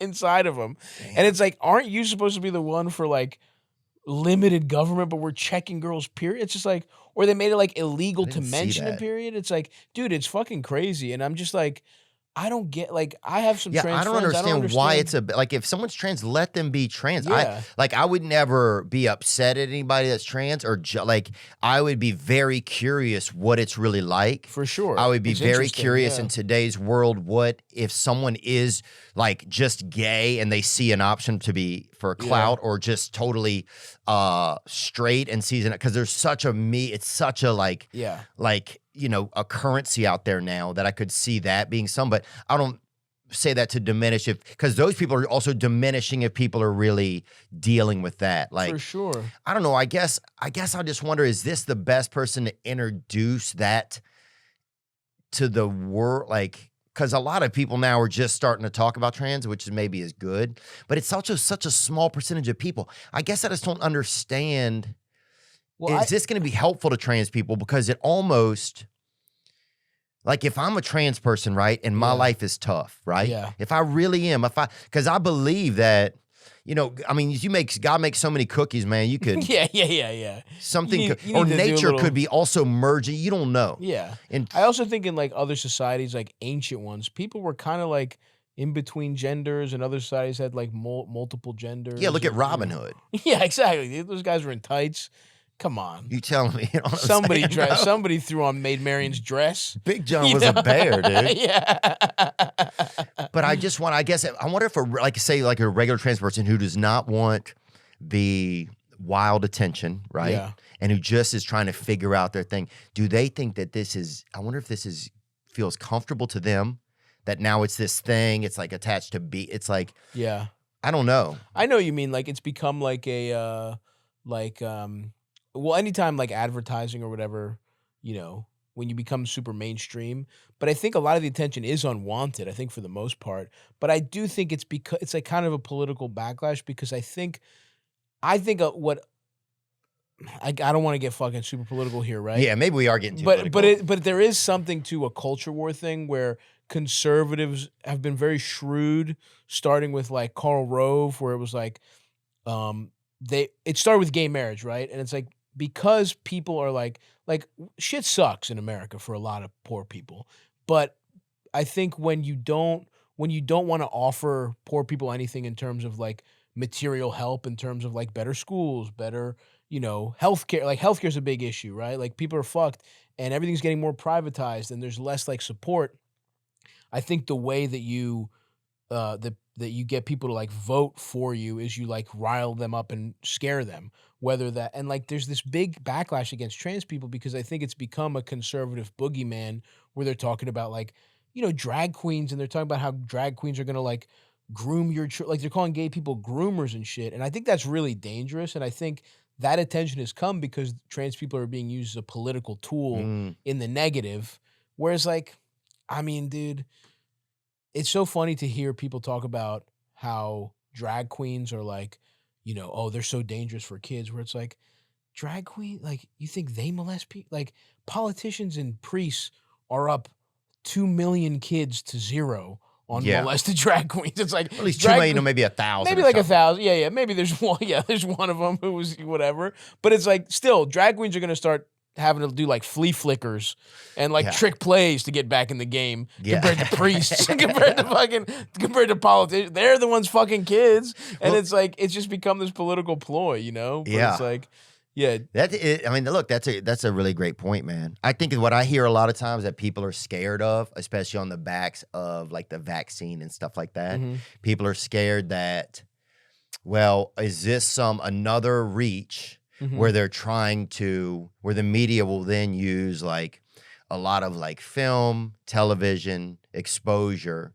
about gender uncertainty, and then to start to get young people to want to take like a gender blocker, right? Or some type of a medicine, right? Sure, and I don't know enough about the medicine. Yeah. But I think as when I look even how influenced I was, when I watched WWE wrestling, bro. Yeah. If The Rock cut his dick off, you'd be thinking about it. Dude, if somebody threw my grandmother against the, if somebody just threw my grandmother against the ropes, I would have kicked that bitch's head off. Okay? That's how influenced I was by WWE, bro. Sure, you know what I'm saying? Yeah, she was absolutely. It was over, bro. No amount of calcium pills was going to bring her back. So I think that's a lot of people's fear. It's like, man, there's so much influence over my children that if they start to use this chip, are they then just going to come in with another medicine on the back of COVID where a lot of people are skeptical about the vaccine now, and rightfully so.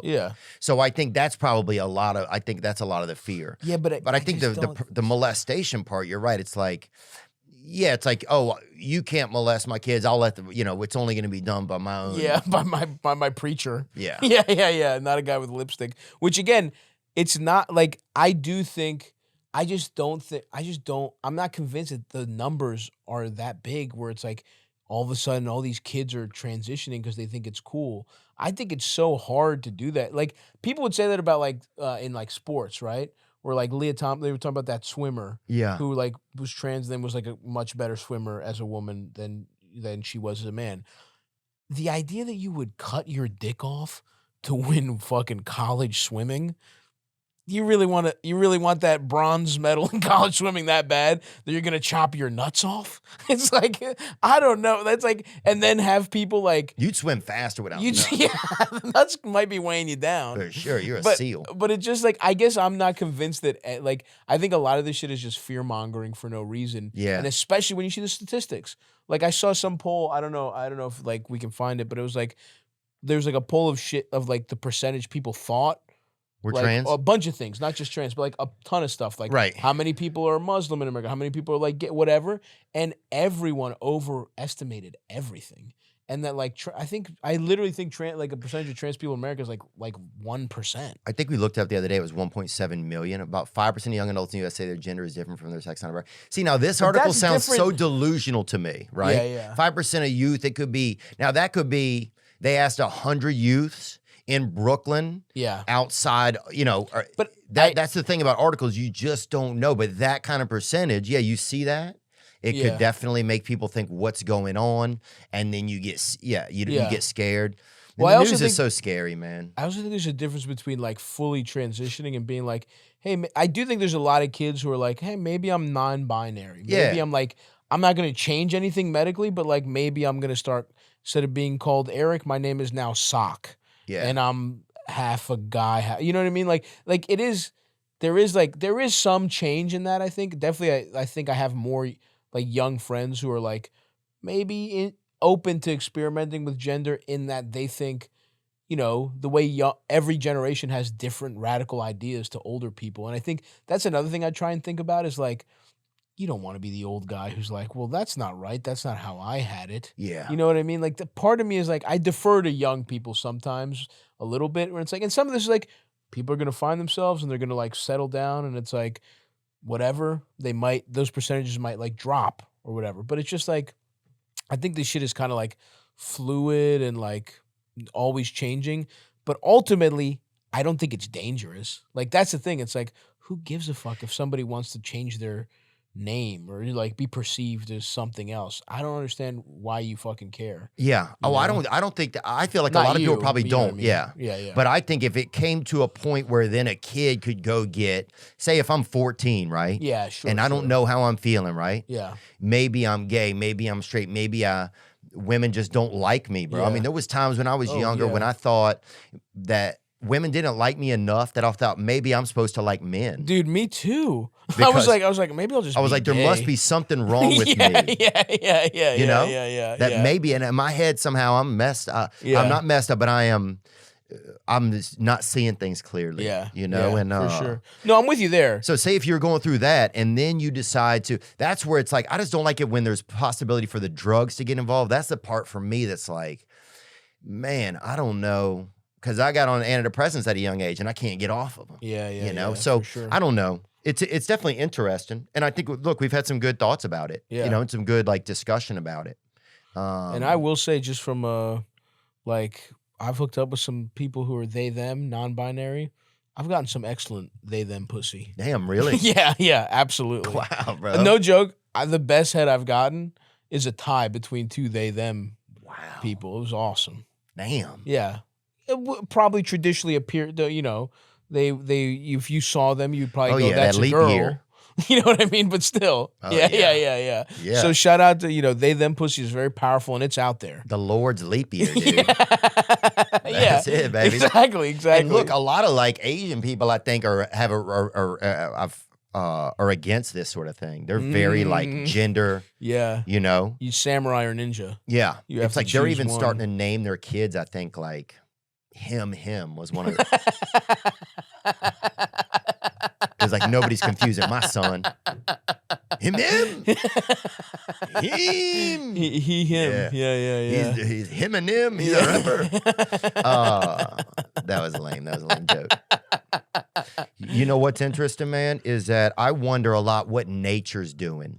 Like, because that's what we don't know. We don't know what nature is doing. Yeah. We don't know. Every second that we are alive, like right now, that's what nature's doing. Yep. So we don't know also if nature is doing something genetically where in the future we're all going to be one color, one, you know, ambidextrous. Nice wearing like just an ambidextrous holster around our waist. You know, that's true. You could like remember like the like WWE figures where you could like switch the heads, and it was like maybe you could do that with genitals soon. It could. Where it's like you flip your dick, it goes into your ass, and now you got a pussy, or maybe you got a pussy under your balls.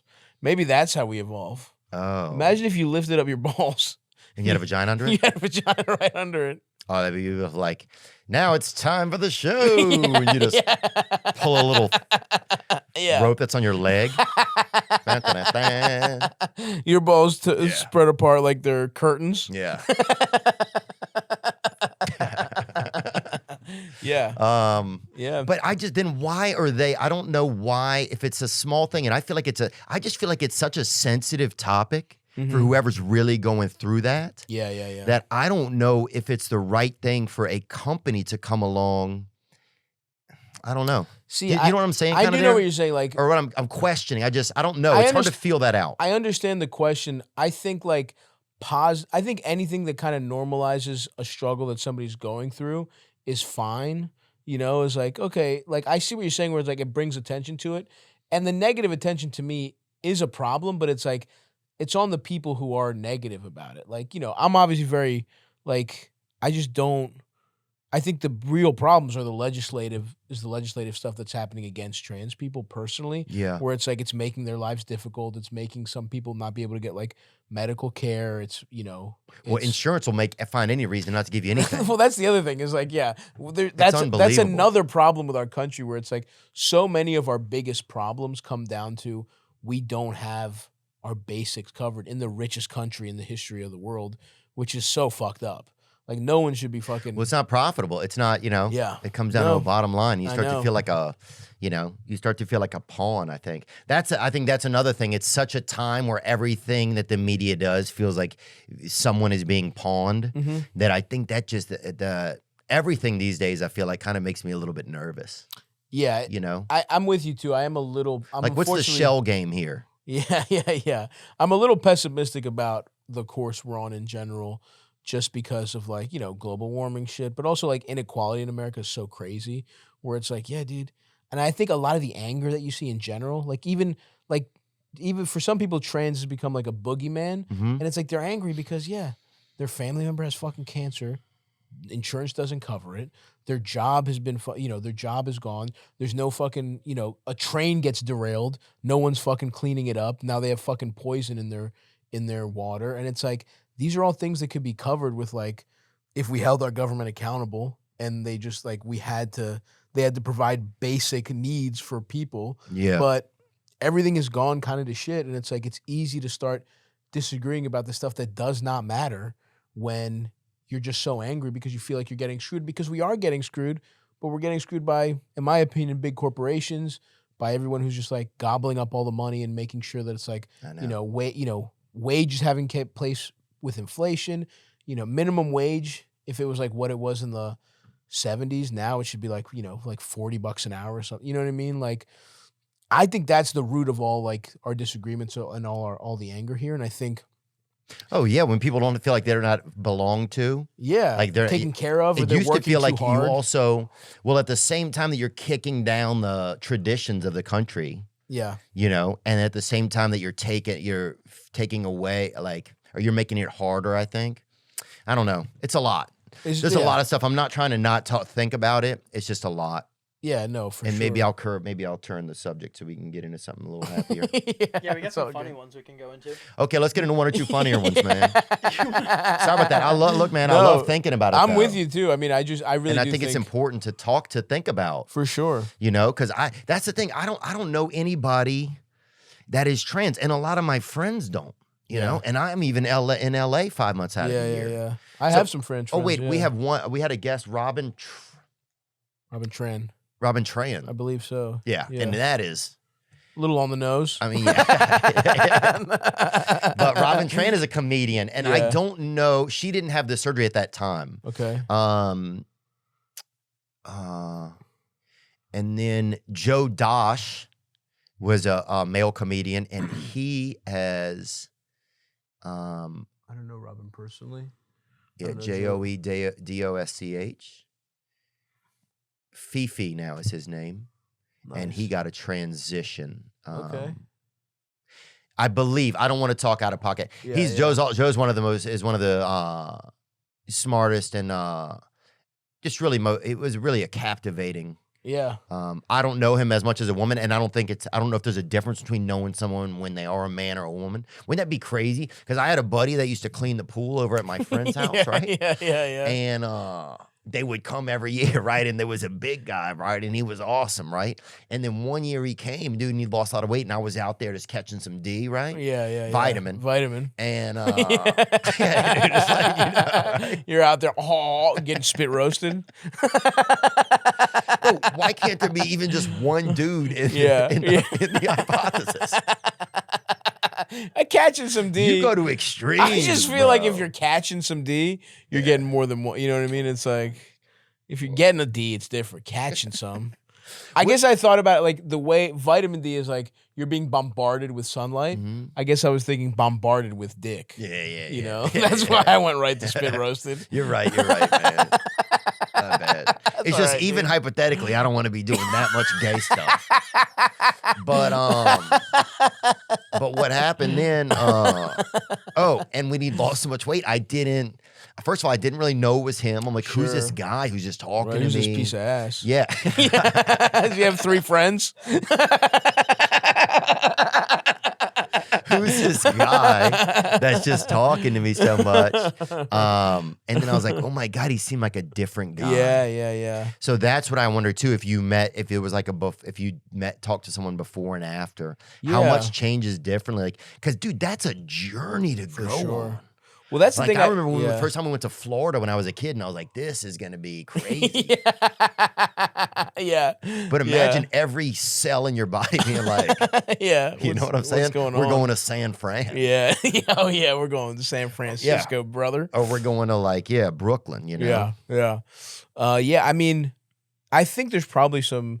You probably just feel more. I would just guess you'd feel more comfortable. You'd probably feel like more yourself. You know. I can't speak to being trans, whatever, but, I'm sure you're just like maybe even more pleasant to be around because it's like anything. Imagine like hiding something and then and also it's like a hard thing. Like a lot of people don't understand it. A lot of people can be like probably in your family. Like coming out as gay is hard enough. Imagine being like, nah, to like somebody who would have a problem with being gay. It's like coming out as 5 times gay. You know what I mean? Like going, I'm a girl. I'm so gay, I'm a girl. Like that's what like I'm chasing my own tail. Yeah, like you're like the ultimate warrior of gays. Like bring up when the Ultimate Warrior came in the ring. There was nothing like that, brother. No, dude, it was electric. Yeah. When that happened, that changed the scene. Yeah. I bet there's a lot of gay people that also are like, man, they're stealing our for sure. Dude, that wrestling is huge. Is gay as hell, dude. That is huge right now. Gay dudes being like, what are we gonna do, guys? Yeah, absolutely. Being a white gay guy at this point is like, you're not even gay. You know what I mean? You better You're up like, the ante. yeah. And maybe that's what some of these guys are doing, Maybe I think, man. Well, I would go costume. I mean, yeah, dude, wrestling is so gay. It's And I wonder, what does nature have planned? Because nature's done some wild stuff, dude. We used to be cavemen, right? Sure. We used to be monkeys, right? Mhm, So it's like, mhm. what is a lot of rape in nature. It's Oh. fucked up. We're much more civilized now. Yeah. You know? But I feel like we're just a fucking screen. We're just right behind a screen door. We're uncivilized. Yeah. Power goes out for like 2 weeks in a row. Shit's gonna go bad. Dude, in 40 minutes, power goes out. I'd be holding my sister's hand. Well, again, that might be cultural, having to do with, saying cooter. No, it was to make sure she's okay. But then at that point, but it's like, how, you know But what I'm you've saying? bonded now. Well, you're just like, dude, that's another thing. Or there are a lot of power outage gays out there. Yeah, absolutely. It doesn't even take long. Yeah. The lights flicker. You're like, oh. The hell, man. Some guy just backed up against the light switch. It wasn't even an outage. Yeah. It was the garage door opener just tripped it. Dude, calm down. There's not a cloud in the sky. What's another news thing? Were there a lot of like secret gay guys where you were growing up? Well, when I was growing up, they had, I've talked about this before, but they had a rest area back behind they had a river back behind us, and they had a rest area back there. And a lot of gay men would float in on the lazy river. It was drug. People were back there drugging. Nice. But you do enough drugs. Absolutely. You do gay. Yeah. And so that's when they had a lot of guys they had these dudes with like one of those potato launchers, like those, and they would Potato every guns. time, if they had two men that got a little too, they would shoot a couple spuds at them. They just fire a tot at them. And it wasn't like trying to hit them, but it was Sure. like, hey, yeah, the way you hit a dog with a rolled up newspaper. I wouldn't even say that.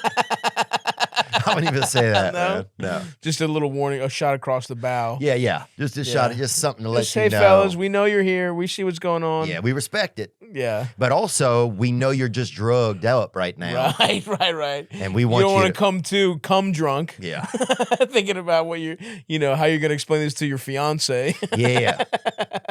Yeah, you don't want to come to and be like, damn, I didn't know they had a Cinnabon in town. They started making savory Cinnabons. Fuck, dude. All right, what would you have there, Bubba? Trying to remember what was happening in the news. I'm trying to remember if we had any secret gay guys in Greektown. Oh, well, that happened, and then they had a guy who was mentally... He had a baby. He drove a bicycle, right? Okay. And it had a baby. He was mentally handicapped. Yeah. Right? Full downs, what are we talking? Little touch. Ups. We had a couple guys. He had ups. So it was like kind of like, he was kind of like, he was like hide and go special kind of. You didn't know. Yeah. You didn't know. You had I know to get what close. you're saying. You had to infiltrate. You had to get near the fence to know. You had to do the Ren and Stimpy close up to really see it from far away. Far away, you're like so normal. funny, bro. So, and then this is what happened. So he would ride around town. Right, his parents got him a bike or something when he was like 30. Okay. And so for good behavior. I'm not sure. I don't know what he was like at home. But his parents, so he would always be in town, right? Yeah. He'd be cruising the streets. Love that. Everybody was like, he's gay, And the story was he had they put a baby seat on his bike, right? Okay. And so there was like an old wives' tale or whatever that he had a husband, like a little husband that had left him. Oh, that sucks. So there was kind of two rumor sides going of around form. There were town? some people were like, get these queers out of here, Yeah, and then there was other people that were just like, kind of heartbroken for him. Of course. Because here he was, that he'd had somebody that he'd lost, or that had left. And so people were always like... So the baby seat was for the little husband. Yeah. It was not for the baby. Okay. So we're talking, he's a baby-sized husband. Well, that's what people said. He had a small husband. Like a Filipino guy, or what are we thinking? I don't know. Did you guys have, how many Asians did you have growing up? Doesn't feel like we didn't have any. None, there was right? a rumored Asian actually. They had. Remember when Pizza Hut had those unique rooftops? Bring it up, buddy. Sure. Remember when Pizza Hut had those unique rooftops? Yeah, absolutely. You still see it. You go to a town and it's like a bank, and it's like, wait, that's a fucking Pizza Hut. Yeah. Or like a mattress discounters. And it's like, I didn't know that roof, motherfucker. Yeah, it's There beautiful. used to be fucking deep dish in here. Oh, there you go, right there. Yeah, God, it dude. was beautiful. It really was. Well, one of those. It's a travesty that they don't do the sit down Pizza Huts anymore.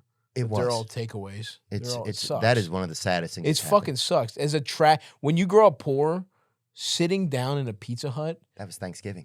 Truly, dude. Those little the red cups, the stained glass. Ugh. And some of the pizza pans, they even had like a cork or something on it. I think on the underneath. Yes. Yeah, absolutely. It felt as the first time. So they would bring out the like cast iron, Class. and you're like, oh my god. Yeah. Who are we? Yeah, this is I've never seen. Yeah, is this the Titanic? Surely, dude, it was like that, and like our big place was like Applebee's when it first came out. Oh yeah. Like they first got the East Point Mall in Baltimore and Dundalk, Maryland. My family would go there, and then Chili's as well. But in those days, it was Pizza Hut or Applebee's, and that was that was when we were fucking. I was like, oh, that's fancy. God, that'll make you just want to fucking. That'll make you want to do a miss line it, of coke, dude. boy. Yeah, absolutely. But one of those had burned down, Yeah. right? And so that rooftop, that unique roof, Mhm. was fresh on the ground. No. And so people, I guess a rumor got started that an Asian family moved in town or whatever. Because it looks like a dojo. Because the shape is dojo like. It had a Asian shape, you know, like a bimbapazoid or something, or whatever. Yeah. Bippy-mapazoid or something. Oh, are you trying to say bimbap? Yeah, is that it? That's like the Korean like stone bowl. Yeah. It had like Breakfast. it had an Asian shape, Yeah. you know? And so people were like, yeah, they had an Asian guy over in Slidell, Louisiana. So Okay. I remember we saved up money. We fucking saved up money to get a taxi to go over there. To try and catch him. Or just to see him. Yeah. I Yeah. remember we got there and we're like, fuck. Do you legitimately think you could have made money showing like if you had like a guy from Thailand in like a little enclosure? Could you charge people from Slidell to look at him? Not now. But back then, Not much, but yeah. but maybe like a quarter just to take a peek. Oh, I think for 50 cents people would stop by. But now a lot of people don't know Louisiana has some of the most Vietnamese people in the whole world Really? because of the fishing, yeah. We had the first Vietnamese House of Representative. Hell yeah. House of Representative. Yeah, representative. But yeah, back then they didn't have it Well, in as much. Houston, there's so many Vietnamese people because I don't know why, but they got good ass Viet food, dude. Do over they? there. It's all Houston has a crazy Vietnamese population. I was just there and I was like, damn, I would love to get like a chubby Vietnamese wife. You know what I mean? Yeah. That would be awesome. Grew up around black people. Just a lot of culture shock. Do the Viets and blacks get along, do you think? I think in Houston, just because that's who's there, you know? And I think there's definitely a boy can dream anyway. Yeah. I would love like a mixed Vietnamese black wife, Yeah. big titties, knows how to cook pho. Ugh. Would be awesome. Yeah. I really would like a little something because everyone in my family Even barba pho. Boba pho. If somebody made fucking barba pho. Barba. Ooh, ribs and some fucking Dude, pho. barba pho? Did we just invent barba We really pho? did, dude. We really did. Kentucky pho chicken, dude? Kentucky Fried Chicken. There's no end to it, brother. That's my dream. Yeah, I want because my brothers both married white women, and nothing wrong with that. But I just feel like I got to get a little something going in the. But are you a bloodline. white denier, do you think? I think I am in some Really? ways. Not denier, but like I just think like it would be fun to get a little something different in the family photos. Yeah. You know, just a little mix it up a little bit. I just think that would be kind of nice. But that and like my dream would be like a Greek girl. Mhm. Like, you know, Giannis Antetokounmpo, he's Greek. He grew up in Athens, but Mhm. he's ethnically a Nigerian. Like a Greek and that like He's a an ethnic and American, right? yeah. Is that right? I think that's right.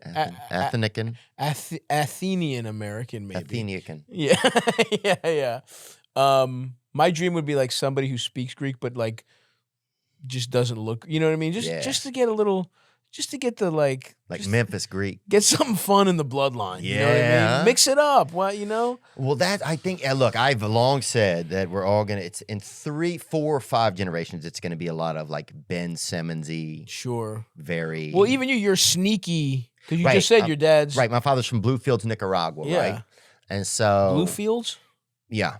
That's hilarious. It's like a coastal area. Bring it up. I've never been. Really? You've never been to Nicaragua at all? Mm-mm. Duh, you gotta go though. I know. That'd be interesting. But see, even what I'm saying is like you got a little something in the mix. And you so know? many people do. Yeah, absolutely. That's the thing. Like even when you look back on like you talk about like slavery, it's almost like I wish they just had some of the invoices. yeah. So we could be like, look. Yeah. Or if somebody's last name was Fruit of the Loom, then they're, right. They get Larry Fruit of the fortune. Loom, you're, Yeah, you get some of that underwear Donnie money. Haynes. yeah. You're busted. Yeah. I didn't even know. Bluefield seems like a fake name. Nicaragua. Yeah, dude, you gotta go. That'd be sick. I don't know if you gotta go to Bluefields. I don't know if it's cool or not. But you should at least go to Nicaragua. I've met some people on airplanes and stuff, and they've told me about it. Fuck yeah, dude. So, but yeah, my father would speak Spanish a lot, and he worked as like a, I don't know, he didn't work that much, I think. The opposite of the stereotype. Yeah. You know? I think there was a time when he did. I mean, he was 70 when I met him. My dad was very old. Yeah, that's another wrinkle. I can't say that in any more podcasts. I've said so many times my dad is 70. But it is still, I mean, I know what you mean, but it's still so interesting. Yeah. Like I don't know how in depth you've gotten with it, but that is like that's something to explore so much, having such an old ass dad. Well, it made me so aware. I was just like, is dad okay? Like, yeah, dude. What's going on? Like, it was never like, am I okay? You know, like. Cool. Oh, you really felt mortality at a time when most kids don't even consider it. Oh, I was scared of everything. Yeah. I was because like even when grandparents die, that's usually a kid's first entree into, oh wait, this shit might not last forever. But it's like an old ass grandparent. When it's your fucking dad, you're like, wait, the guy who's supposed to protect me is old as shit. And my mom was very, she'd be like, you should get to school. You should get to school. Your dad's going to die. She would just drop it into whatever. Yeah, you want your dad's last memory of you being cut in class? Get some good grades. Dude, he's on death's door. Yeah, I developed this concept in my head that if I did everything perfect, that my dad would stay alive. That's fucking wild, dude. Isn't that crazy? That's like light OCD, it sounds like. I didn't even realize that till like last year. I did that ayahuasca stuff and it made me think. Ooh. And that came to my, I was like, man. Yeah. When I thought that, I hadn't thought it for like my whole life. Yeah, Except maybe when yeah. I was young, I guess. I just burst down crying. Yeah, dude. It reminds you of that shit. It's so fucked up, a little kid carrying that. Oh. You should be thinking about fucking baseball cards and Trish Stratus's Stratus's do everything breasts. okay, my dad will say. I think it's just part of it is like you're just heartbroken for the kid as in a child, you know. Course. I'm not trying to get into self-pity, but interest. No, but that's not self-pity at all, dude. No, that's wild. You deserve to be like, damn, that was fucked up. It's interesting, man, what's going on in the world. I think I just get so scared. I get so activated about how our media just trickily uses stuff against us because they don't seem to have a real care about the general well-being of people. Oh, yeah. I mean, especially once we go to like 24-hour news and you're selling advertising, it's like when the news was like a couple times a day and we're telling you just what happened and we're not worried about selling ads, then yeah, you could probably trust it. But now it's like everyone does have an agenda and you do kind of have to like cut through what the fuck's being said. Yeah. And corporate media is just it's just like they're invested in keeping like everything the same and not really helping anyone and not telling you what's fucked up. Yeah, they want to keep in the same pattern too. Yeah. It's just like you've been, your race keeps you down, or your where you're from, or your Christianity keeps you, or it's just something, you know. It's always something, and it's if you look at the patterns, like damn, that's the same pattern. I think they're invested in the status quo, and the like, you know, I think shit that doesn't really affect you. And they don't want to talk about, I don't know, shit that our day to day, the just fucked up shit that's like, damn, you know, our government did this, like they fucked up this many countries, like, you know, like all the CIA shit, all the like, you know, just again, I like inequality shit, like culture war stuff is easier, because it's like, because it's so divisive, people feel it so deeply, but ultimately it doesn't matter. You know what I mean? It's like it's like going back to the same shit. It's like, yeah, you're like, your dad's from Nicaragua. It's like, even like, we're all the same people. Right. We're all the same people. Everyone's exactly the same. Or not everyone's exactly the same, but we all have something in us we can relate to everyone.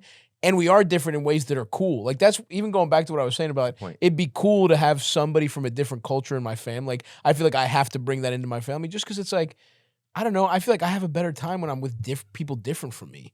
Oh, like, yeah, dude. You ever get the nuggets and they accidentally put a fry in that bitch? Yeah, dude. Give me a couple of fucking fries. Dude. Give me a spicy nug. Yeah. But even with like, to bring the conversation kind of back to comedy, it's like, I like when crowds are different from, like, I like seeing people that I have nothing, like, that you wouldn't think it's just some, like, bro. Like, older couples have started coming to my shows, or like people, different races, whatever. It's like, and even like comedy shows, it's like, I like doing shows with comics that are not like me. Like, I like bringing people who have different experiences. Even on my podcast, it's like, let me get some gay dudes. You know what I mean? Like, let me get some gay dudes. Let me get some, like, we need some gays in here, huh? Get some gays in here, dude. Damn. We got some good gays. Get Mateo in here. He's the man. Yeah, Mateo in. Yeah. Yeah, I think it's cool, but it is cool to be around people that are different than you and just kind of like soak all that shit up and, you know, have a good ass time. Eat some different foods, suck some different colored nipples. They should have gay foods. Yeah, what would be a gay food? I think a clear broth. Anything that easy on the old butthole. I think like anything easy clear on the broth. Plumbing. Yeah. Yeah, that could be Some part gum. of the barbafa. Yeah. It's like just a clear broth for our gay friends. It's like, yeah, gum. Yeah, dude, I just wonder. It's so interesting to think, like, what is history going to be like? But it's interesting with ethnicities, because we truly only win as a people, right? If we all win, right? Yeah, that's the only way that, like, humanity. If you hope that 1,000 years for whatever it is, that everybody. That's why sometimes I think it's almost like different ethnicities and cultures have like different parts of like whatever's going to bring everybody to peace. Yeah, we got to be Voltron. Yeah. We got to, come together. I mean, I do think you're right in terms of like, it's got to be like a collective thing. Yeah. Like people realize, like, I think America's held down a little bit by like the richest in our country, where it's like, shit is hard, you know, the inequality is crazy. They have a lot of resources. Like, you know, these motherfuckers have islands. And it's like people don't have fucking water. And it's like, or, you know, people can't like, don't have a living wage. Or like, you look at how Walmart treats their fucking workers that are busting their asses. And it's like, they're on fucking food stamps. It's like, it's like, come on. Like that, like, and so I do think there's like a collective thing where it's like, if everybody realizes that there's a few people fucking our shit up, you could, you know, there is like a, you know, that's why I think like labor unions are good, where it's like, you could just be like, hey, we do all the fucking work. Like, you should just, you know, have to like, there's like this weird thing where it's like, even like child labor is back in certain places. Like, that's how much they don't want to pay people a living wage. That they're like, they're rolling back like child protection laws. It's kind of fucking wild, dude. Wow. But I didn't know that. Yeah, there's a couple of states that they just started doing that shit, and it was fucking crazy, dude. But I do think that it's fat. Yeah, it's like, how can people survive on these on wages? You know? Yeah. No, it's fucked up. It's also like, some jobs are like stair-step jobs, like to advance and stuff. Yeah. But for some people, maybe they're not these days. It's just, child labor laws are under attack in states across the country. Amid increasing child labor violations, lawmakers must act to strengthen standards. Yeah, they're like, and they're just, even the laws that we have on file, they're just kind of like ignoring them and shit. It's kind of crazy. I think I think it feels lawless right now. Shit is kind of crumbling, and it's like we even are like, basic shit. It's like the infrastructure in this country sucks dick. Yeah. The roads are bad. Amtrak? Yeah, it's like, yeah. I mean, don't get me started on that shit. But I'd rather FedEx myself somewhere. Yeah. Yeah, poke some holes in a box. Easy. Yeah, which sucks too, because in this country there used to be so much rail, but that was, I mean, Amtrak was fun as fuck. Dude, that's the other thing. It's like, when you go back in time and you look at history, it's like car companies destroyed rail in this country. But then they let them lobby against it so that they could, so that it wouldn't even be competitive. You know, I just wonder. Also, are we sitting on the down, or do we get to a point where greed and that sort of thing has happened so much that it's like, this is where you end up? Yeah, absolutely. I think that's the logical end of like always putting profits over everything. It's like, I'm not saying you shouldn't make a, shouldn't make a living, you shouldn't make a profit, but it's like there is something fucked up when it's like that's the only goal. I think you make a good living, you have a product that makes a good amount of money, you should also pay your fucking work. Like, I have a problem with Amazon, but if Amazon just took some of their profits and paid their fucking workers better and made sure they all got like health insurance and shit, it'd be like, that's the best company of all. Now their profits would be a little worse, but it's like, I think you could, it should be a twin goal of like make profits and provide for the people that like work for you and shit. But yeah, it's interesting. It's like, there's a lot, it's like, cause you ask somebody who's a business person and they'll say, like Mike Rowe was on here and he said, well, people just don't want to do jobs. They don't want to work anymore. It's so, and there can be an article that's created to kind of make you think anything. Of course. That's the scariest part. It's like, and to not know, like we don't, we know our instincts. Yeah. Right. Yeah. But also, I think it's unbelievable that they should put a cap on wealth, I believe. I'm with you actually fully. Like when you look at like how we got out of the Great Depression and shit and all that kind of stuff, it's like after a certain point, it's like, you look, it could be a crazy number, $20 million a year, whatever. It's like after a certain point, it's like, okay, tax that rate high and then fucking provide basics for people. Yeah. And it's like, and it doesn't have to be like poverty. Like it doesn't have to be like no one's allowed to make any money, but it's like, I do think it's like a moral issue in America that we have so much homelessness and so much of it is like fucking people that were in the army. It's like, it's shit that, and like how much teachers make.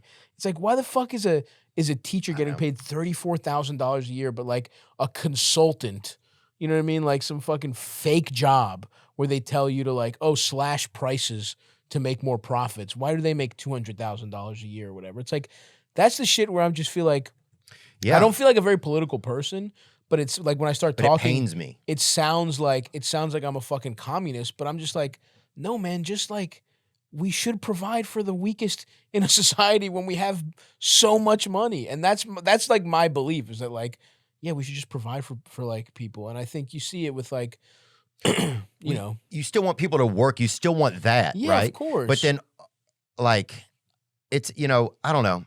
There's a lot of like nuance to all of it, but I don't think that, but then also you have people that'll go and have 20 kids. Yeah. And they don't have any social responsibility to the fact that when you do that and have no plan or anything, that the drain you're putting on society is unbelievul. Sure. Yeah, just with your own real cooter. Of course, once you got the cooter fucking humming. Once you got that hot cooter humming. So I used to think they should take your nuts away when you're born, give them back when you graduate high school. That would be a great idea. That would be awesome. I would love to be able to put my nuts on ice for a little bit. Oh, yeah. And then make Disney put it to music. It's doing triple axles. Yeah.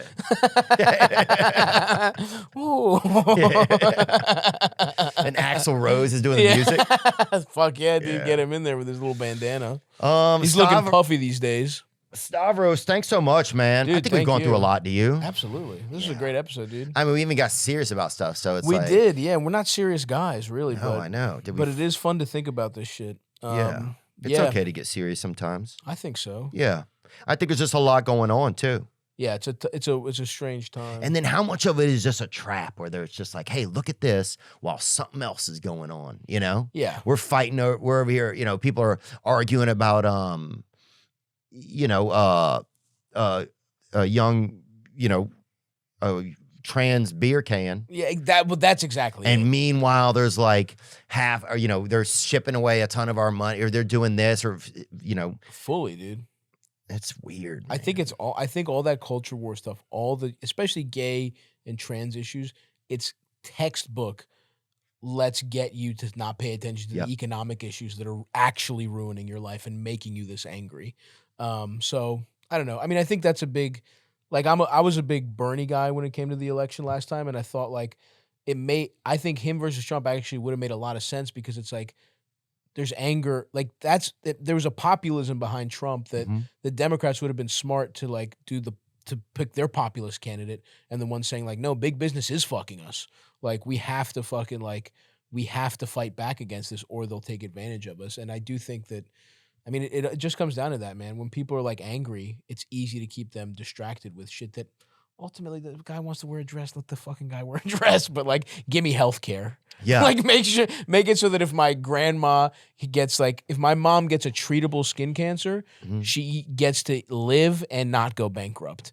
And it's like when people are so mad about the fact, they're so riled up about all the negative shit in their lives that it's easy to channel that into anger against, groups that are kind of fucking marginalized and whose lives are hard enough already. But everybody's life is kind of fucked. That's another thing too. It's like this constant and the quality of life is going down so bad. The healthcare can't just be, they can't focus only on the fact, like, I don't know. It's just interesting. It's like, because kids can go to a therapist now and say something and the therapist can put them on a drug. Do the parents have the ability to stop them? But that's crazy. If your kid's like 12 and he's like, I feel like a man, and it's a woman. I don't know. But parent, you may have a closer connection to it. Yeah, and look, none of these issues are like cut and dry. That's the other thing. Is like these are case by case. Yeah. And again, not that many fucking statistically, not that many. And that's the thing. Even us talking about it this much. Fuck, I know we fucked up. But hey, what are you gonna do? The important thing is people watch the crowd work special. Yeah, that's important. Yeah, no matter how you're. Yeah, no matter what's going on in your genetics. Or diaper. Come any kind of genitals. Come to this Fat Rascal tour. We won't check to see what you got. Unless you want me to. I might take a Wouldn't peek. That be crazy? They start checking people. Yeah, what you got in there? Empty out your purse, sir. It's nuts, man. Yeah. So yeah, dude. All right, cool, man. We'll go check it out. I think this might be the longest episode I've ever done. Hell yeah, dude. I got nothing. I'm down. This is awesome. This is fun as shit. It's hot in here though. It is hot. It's been. I had a hot flight here. Oh man, I was napping like one of those like, when you're like it's so hot your body's just like having like a fever nap almost. Yeah. I was like, do I have a fever? Am I about to like give fucking Theo COVID? But I was just hot in the airplane. It turns out. Don't worry. But I'm feeling. I can't wait to crack that door and just feel a breeze. That's our reward for this podcast. Just feeling that breeze. That's it. We're like two of those kids that have to mine for the iPhones or whatever. And their lunch break is just cool air. Yeah. Who wants lunch? Don't fill up. Yeah.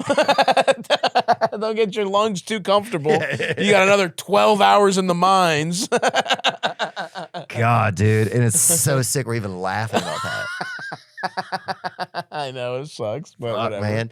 But we are not really laughing about it. God bless you guys, bro. Thank you, Stavros, for being here, man. Thank you, brother. Yeah, I'm so excited to see the new special that comes out tomorrow. Yep. So little crowd work special just for fun. Yeah. The real big dick special's coming in the fall. I'm recording it in May at the Paramount in Austin. I can't wait for that. Yeah. That'll be really fun, and it'll come out sometime in the fall. But just a little something to tide the people over, you know. You gonna go to Rogan's new club? I went, dude. I was checking out the Paramount. I was scouting it on opening night, and so I wasn't on the shows, but I went to check it out, dude. It's fucking awesome. Really, dude. It's so like you walked in there and it was like, whoa. There was like an energy there. I can't wait to go back and do spots there for sure. Yeah, I'm excited. I'm gonna pick up some extra spots there when I'm down in Austin. Hell yeah, dude. Congrats on the. Oh fuck. Congrats on the specials, man. Thank you, brother. All right, Stavros. Now I'm just floating on the breeze, and I feel I'm falling like these leaves. I must be cornerstone. Oh, but when I reach that ground, I'll share this peace of mind I found. I can feel it in my bones, but it's gonna take